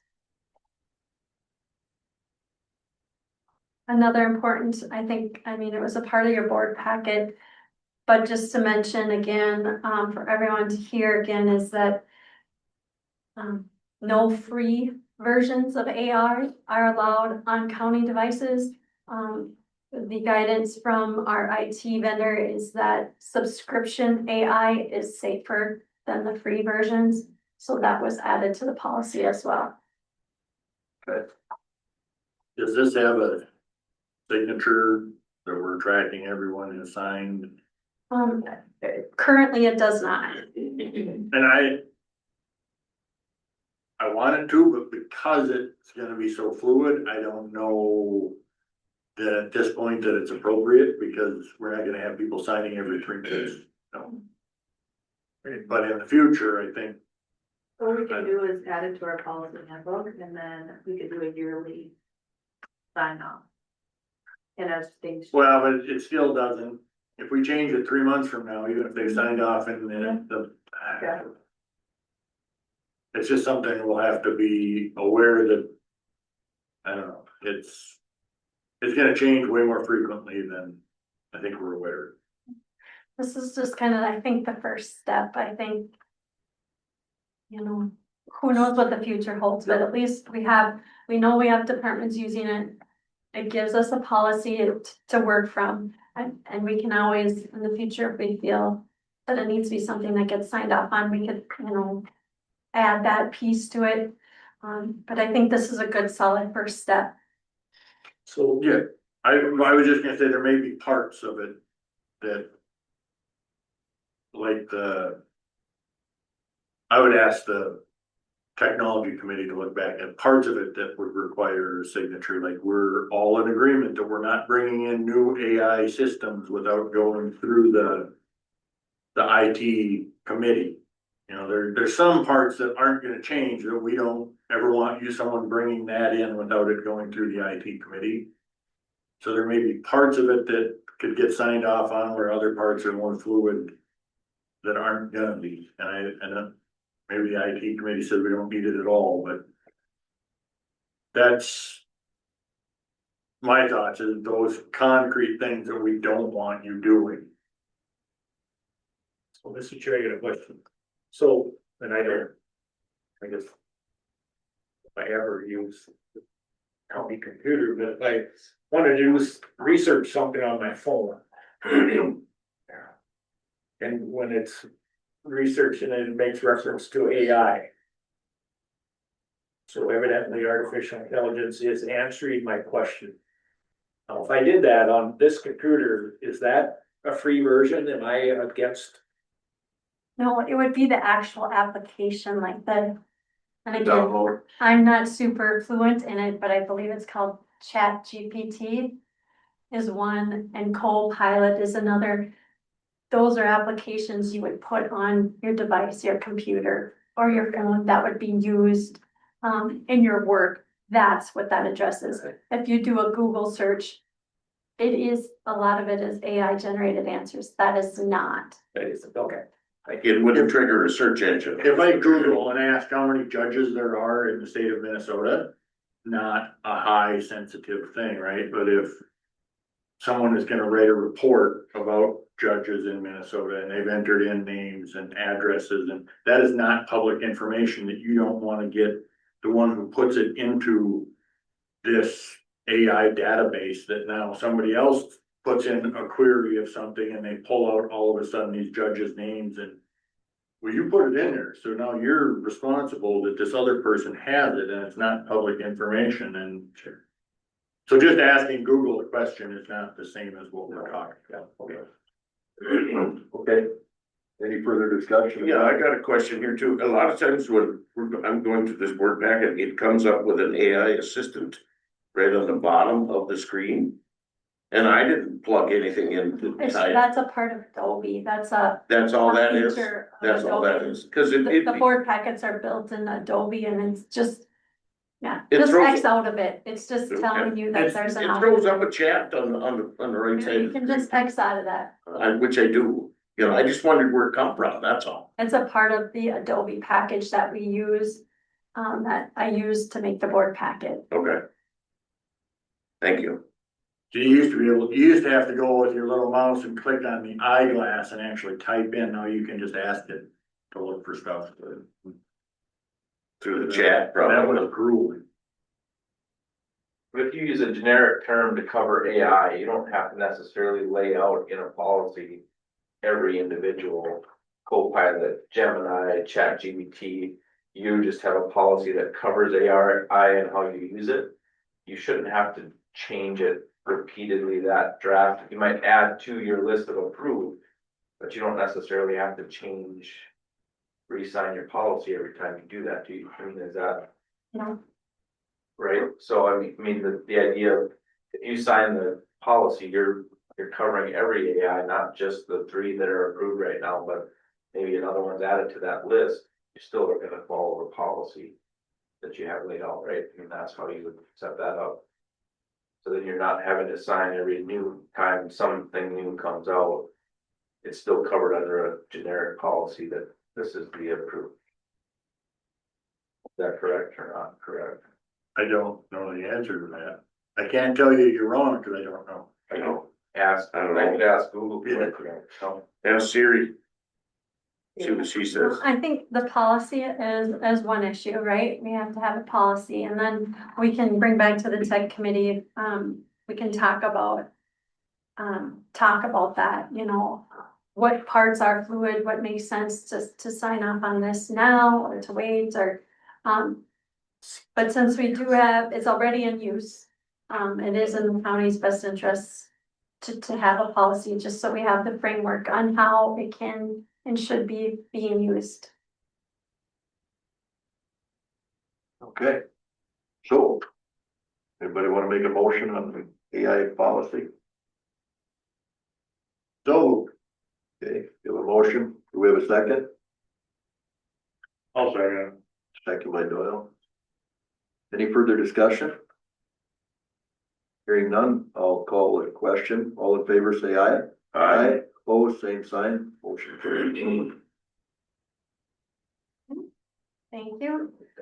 The next policy is the Grant County email data retention policy that was included in your board packet. Again, I put in a lot of information in there, but we did have a lot of really good conversation the last 2 tech committee meetings. We did talk about this at the work session with Sean Larson. It's been reviewed by our county attorney, and it's very similar to what Western Prairie is also using. I know when we talked in the past about email retention, the question came up about the archiver, and I think in the board packet, I put some information about what that archiver is. It is in use and how it's being used. Our email data retention policy covers things a little bit different. The main takeaways is it's a 3-year retention cycle. It would be an automatic deletion schedule, so nobody would have to do anything. It would be set up on the backbone, on the infrastructure side of things. And just an important note is that if approved and put into operation, when it does that automatic purge every 3 years, it would include the inbox, any custom folders, your sent, deleted drafts, and then junk and spam. But the important note is it doesn't delete your folders. So in your email where you have your folders that you put emails into it, those folders still stay. But any email in there that's older than 3 years would automatically be deleted.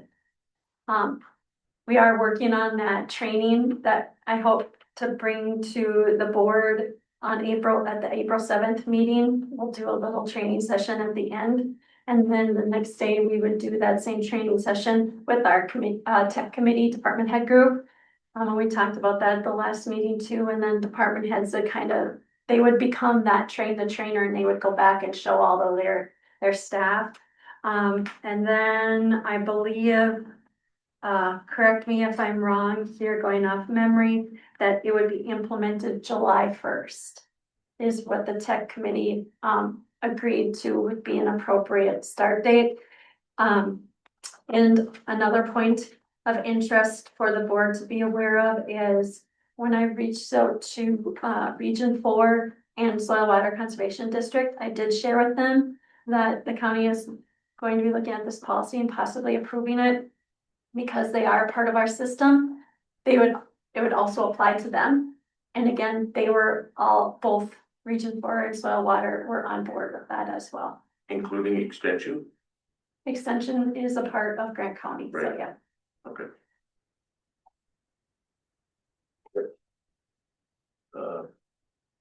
Any further discussion? None, do we have a motion to approve? No more. Motion by Bill to approve, do we have a second? Second. Second by Troy. Any further discussion? Hearing none, I'll call the question. All in favor, say aye. Opposed, motion carried. Thank you. Thank you. The next item is in the packet. I believe it's an 11-page document called the Grant County Operating Guidelines. I'm not looking for any action today. I just included it in the packet as a review or an update to the board that the first draft is complete. And I'm asking the board to review that and provide any feedback that you might have about that. I'll also be sharing it with our department head groups so they can see it at the April meeting as well.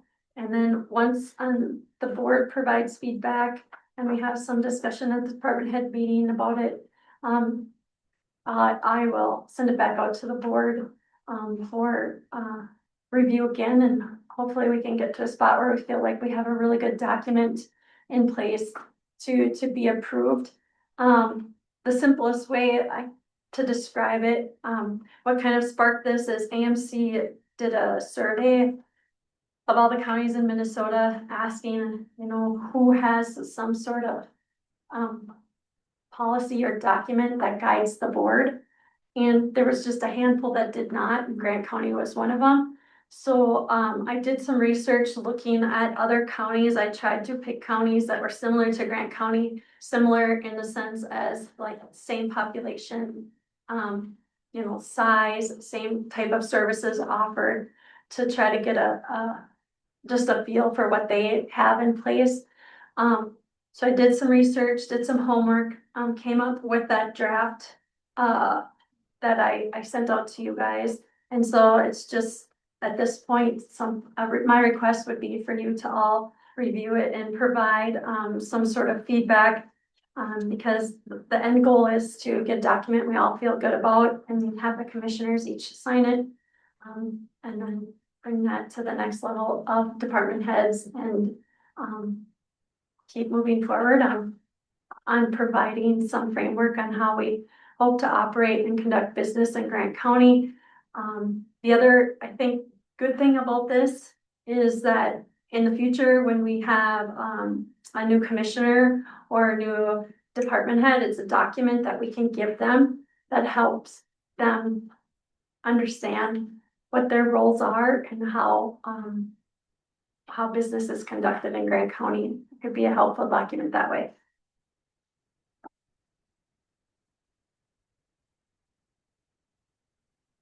Okay. All right. Last but not least, we have some safety and security policies and procedures we need to discuss.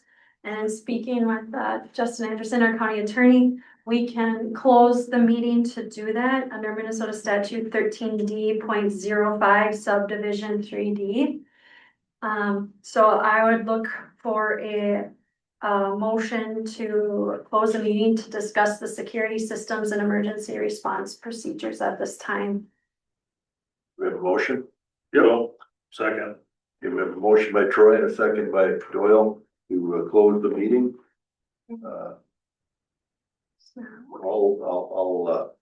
guess I don't need to call for discussion, so I'll call the question. All in favor signify by saying aye. Aye. Opposed, same sign.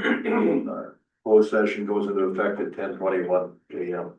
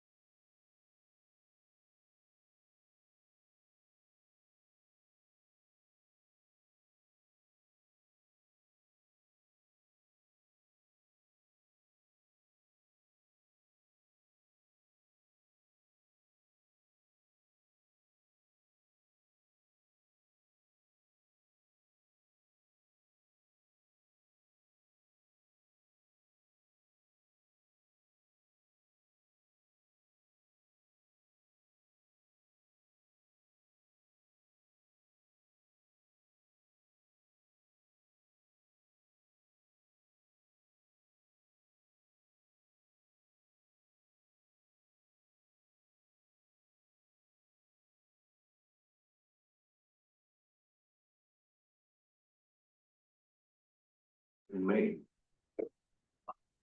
Well, thanks, Ed. I'm proving that. Okay, we're ready, Tina?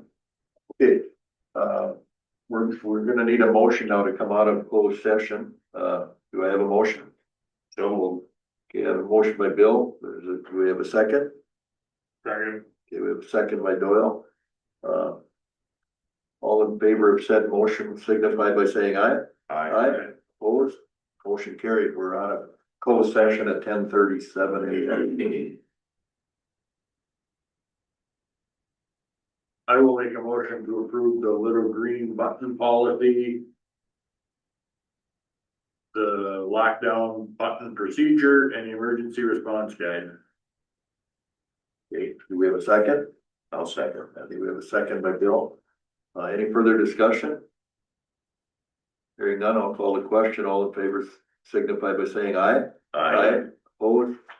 Same sign, motion carried. Okay. Are we in the committee report? All right. Budget Finance Committee. So we met with the sheriff's office, you know, we looked over the 911 funds that we have, and I was gonna update it in the public safety committee too, as we know we're gonna have to replace our towers soon. So we have large expenses coming up there. So we met, talked about some of that. We've already briefly touched on, I think we're gonna need to have a capital improvement account. We're gonna meet quarterly.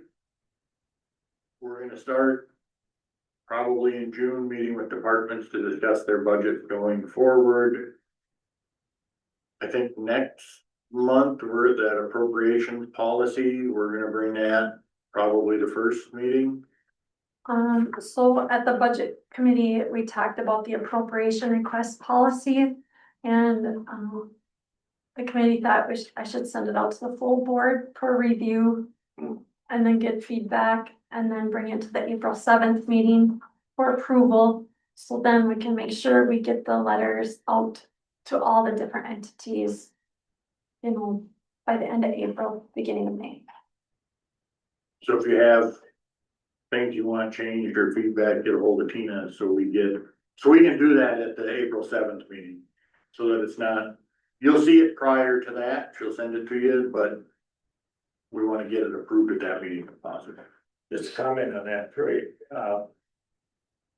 Could it come up, what our expectations are in relationship to our normal budget? Historical society or. Like, I mean, they have their own little balance sheet, cash flow statement and goes, and they're not asking for anything different. I don't think we should ask maybe some of these organizations to recreate their financial wheel to try to totally standardize it. So there's a narrative part to the request as well, so if you have used historical society, if their appropriations from the county just plugged into their budget and it's pretty straightforward budget and it just shows the line item from the county and that is what it's used for their operation, that's all we're looking at. So if your budget has 12 different departments and there's no clear showing, then you go to the narrative part that, okay, well, I'm asking for X amount and Y is gonna be used for this, and so then you're getting a narrative of where the county's money is actually being, the money they're getting is actually being spent, as opposed to this. Some are gonna have very complex budgets that don't show it clearly, and some will have relatively simple. So in that scenario, you're not asking the one with a relatively simple to be creative, there. That makes sense. Okay. All right, Building Committee. So the one thing coming out of there is, starting a capital improvement schedule, you know, when we talk about whether it's building or the budget committee, is this building, as we've been in here now for 7 years. Probably 8. The courthouse was done in 2012, 10. and Well, it started in 10 and 11. so, I mean, we've got buildings that are gonna have needs. We've already seen a boiler here, so we're. There used to be a capital improvement fund, it kinda got pillaged. We're gonna have to bring them back. I think that's a good A idea. fund and a plan you're talking, Huh? right? We talked about a plan to a capital improvement plan moving forward. Something to that. I'm gonna be very leery about a capital improvement plan, because that is a condition of spending money on putting up buildings. And if that is the intent, absolutely not. I No, will no, not no. be in favor of a capital improvement plan, And tie if in the road, intent is to start putting up buildings. road. Well, and I think at the committee, we talked about just a simple spreadsheet where we identify all the different types of projects, roofs, windows, parking lots. Of that, yeah. And what year they were done, kind of help us project when, and we think they might need to be replaced. And kind of to prioritize our list of things, you know, we talked about. Does it make sense if we know that windows need to be replaced at the courthouse, for example? Should, you know, is it better to do one floor at a time or to do the whole building at once and kind of talk about the projects, make the list, talk about ways they could possibly be done and how they could possibly be funded. And it could be a plan or a simple spreadsheet, but kind of starting with that and then working on that moving forward. So we're planning for those things that will come up, understanding there might be emergencies that come up that aren't on the list or being planned for, you know, so it's again, very fluid, but starting a plan, so we have an idea of what we should be budgeting for. No, I think that's a good idea. Cause buildings, you know, they get old, you never know what pops up. So, okay. EMS committee. Anything, Bill? Well, not a heck of a lot other than, you know, we had I think it was the last meeting was at your Zoom event, right? Yep. That was up at the ambulance garage and talked about some things there and the possible funding and where things are at, and reached out to Senator Rasmussen about, you know, the vehicles, and I think I talked about this the last time was, you know, those sprint cars are apparently, they're going to stay. You know, it was grants that paid, it was a grant that paid for them, so we're gonna be keeping them. The ambulance service is gonna do that, so it's, I don't know, there's a lot that's up in the wind yet.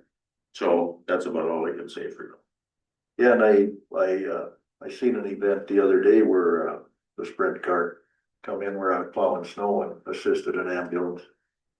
They come off of from, we live in county and they helped a stroke there. So that was good.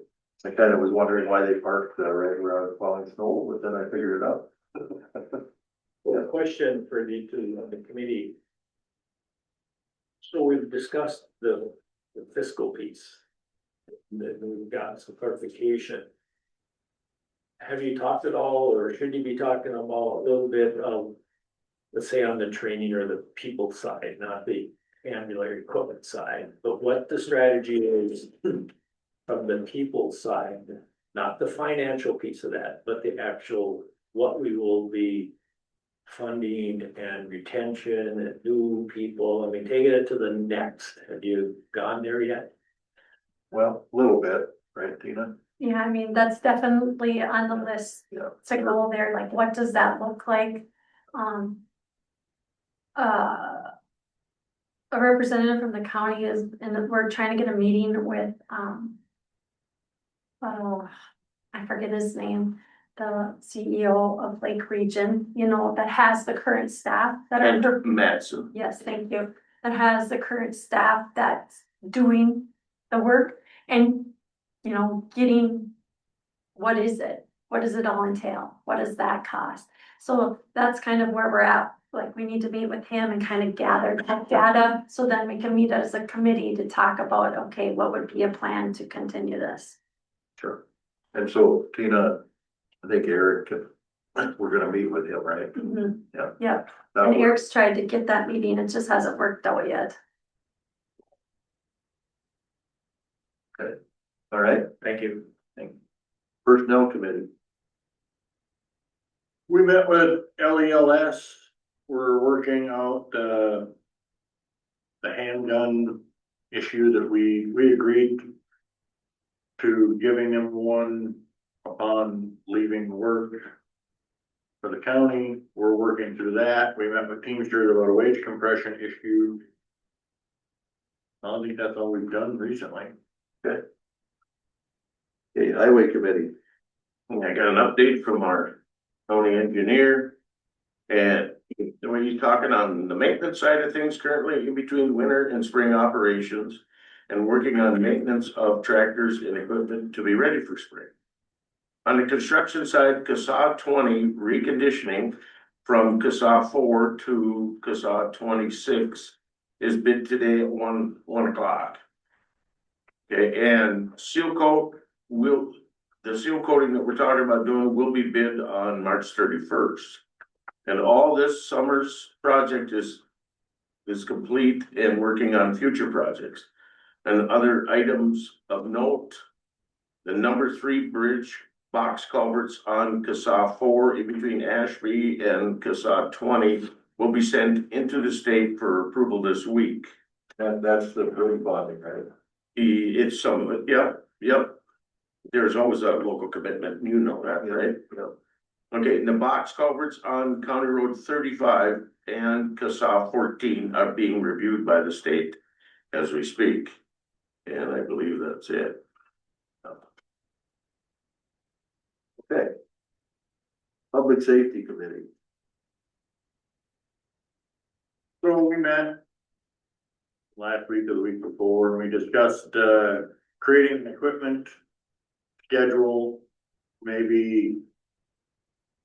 I don't know that it's gonna mirror what highway has, but along that line, here's the things that we have and a proposed potential replacement schedule, because there's things that have to be replaced. So we talked about the towers, so they're gonna be a big item. We talked about, consoles, so they're gonna be a bigger item for the dispatch. But there's also other things that need to be replaced that we don't necessarily have a schedule to replace them on. So let's inventory them and let's get them on a schedule so that we can budget appropriately and we don't do this thing again, right? We talked about, having a protocol for awards. We've already talked about our joint meeting with cities, but we're gonna have a joint meeting with the fire EMS committees, like the fire chiefs. We're gonna meet with them. Can't remember what else we talked about. I don't know that we talked about it. I think that covered most of it. I think that's about it. Talked about meeting quarterly with your fire chiefs and EMS group. We'll kind of do like after action each quarter, talk about things that are working well and things that aren't. So we can address some things that maybe, all of us can improve on. And having that facilitated, as we move forward. Okay. Solid waste committee. Nothing's really happened. Not since Reed was here last. Yeah. And. Hearing what we heard today about that packaging deal. Yep. Okay. Strategic planning committee. Meet on the 31st. Yeah. Okay. Hopefully our three new members. They've all been invited. Okay. All right, Horizon Public Health. Well, we just know that we have a new administrator. And, well, anything else, Doyle? Nothing to work, shaking up the last meeting. No. So. Okay, Western Prairie. We all were there. So, seems to be going all right. That's for sure.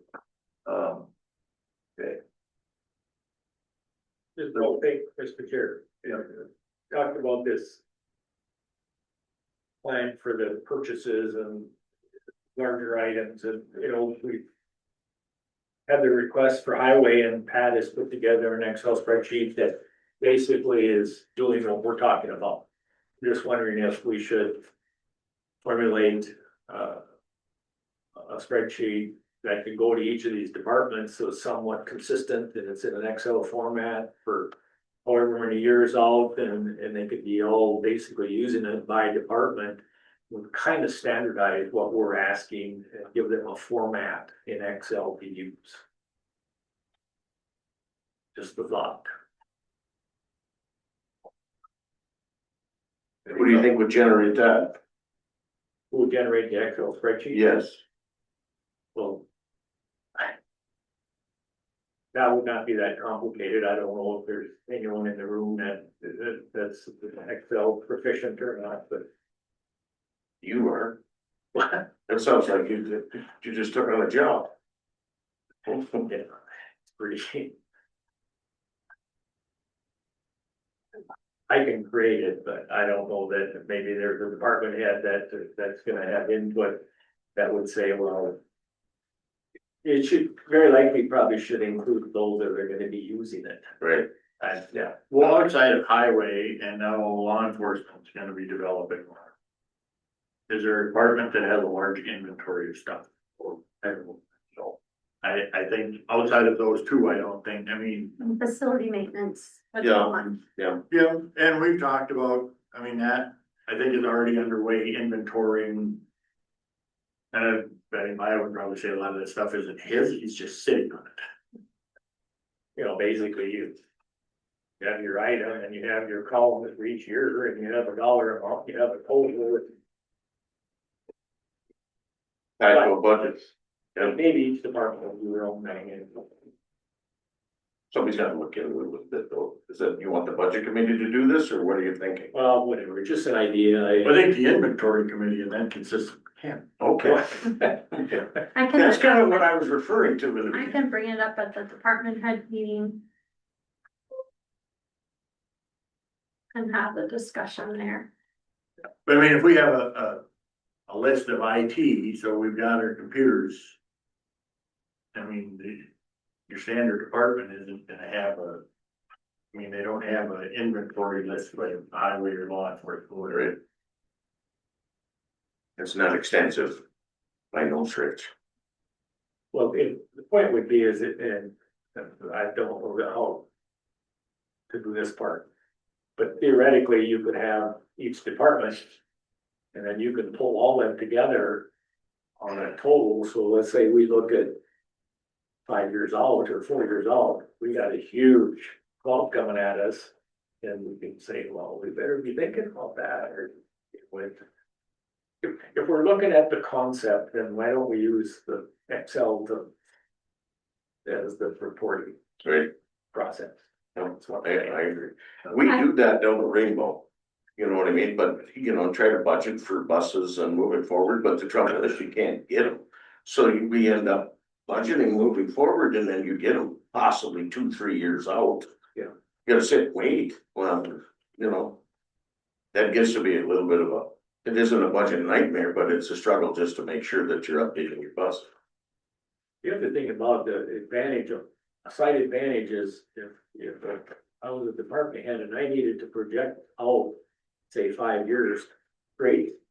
The thought process of what we really think we need, and Right. if we're asking them to put something down, it's just, I think, good leadership. Go ahead. So, anything else? Hearing none. Our meeting is adjourned at 10:56 a.m. Thank you, Mr. Chair. Thank you. Tina, you got a bunch of stuff for me to sign now?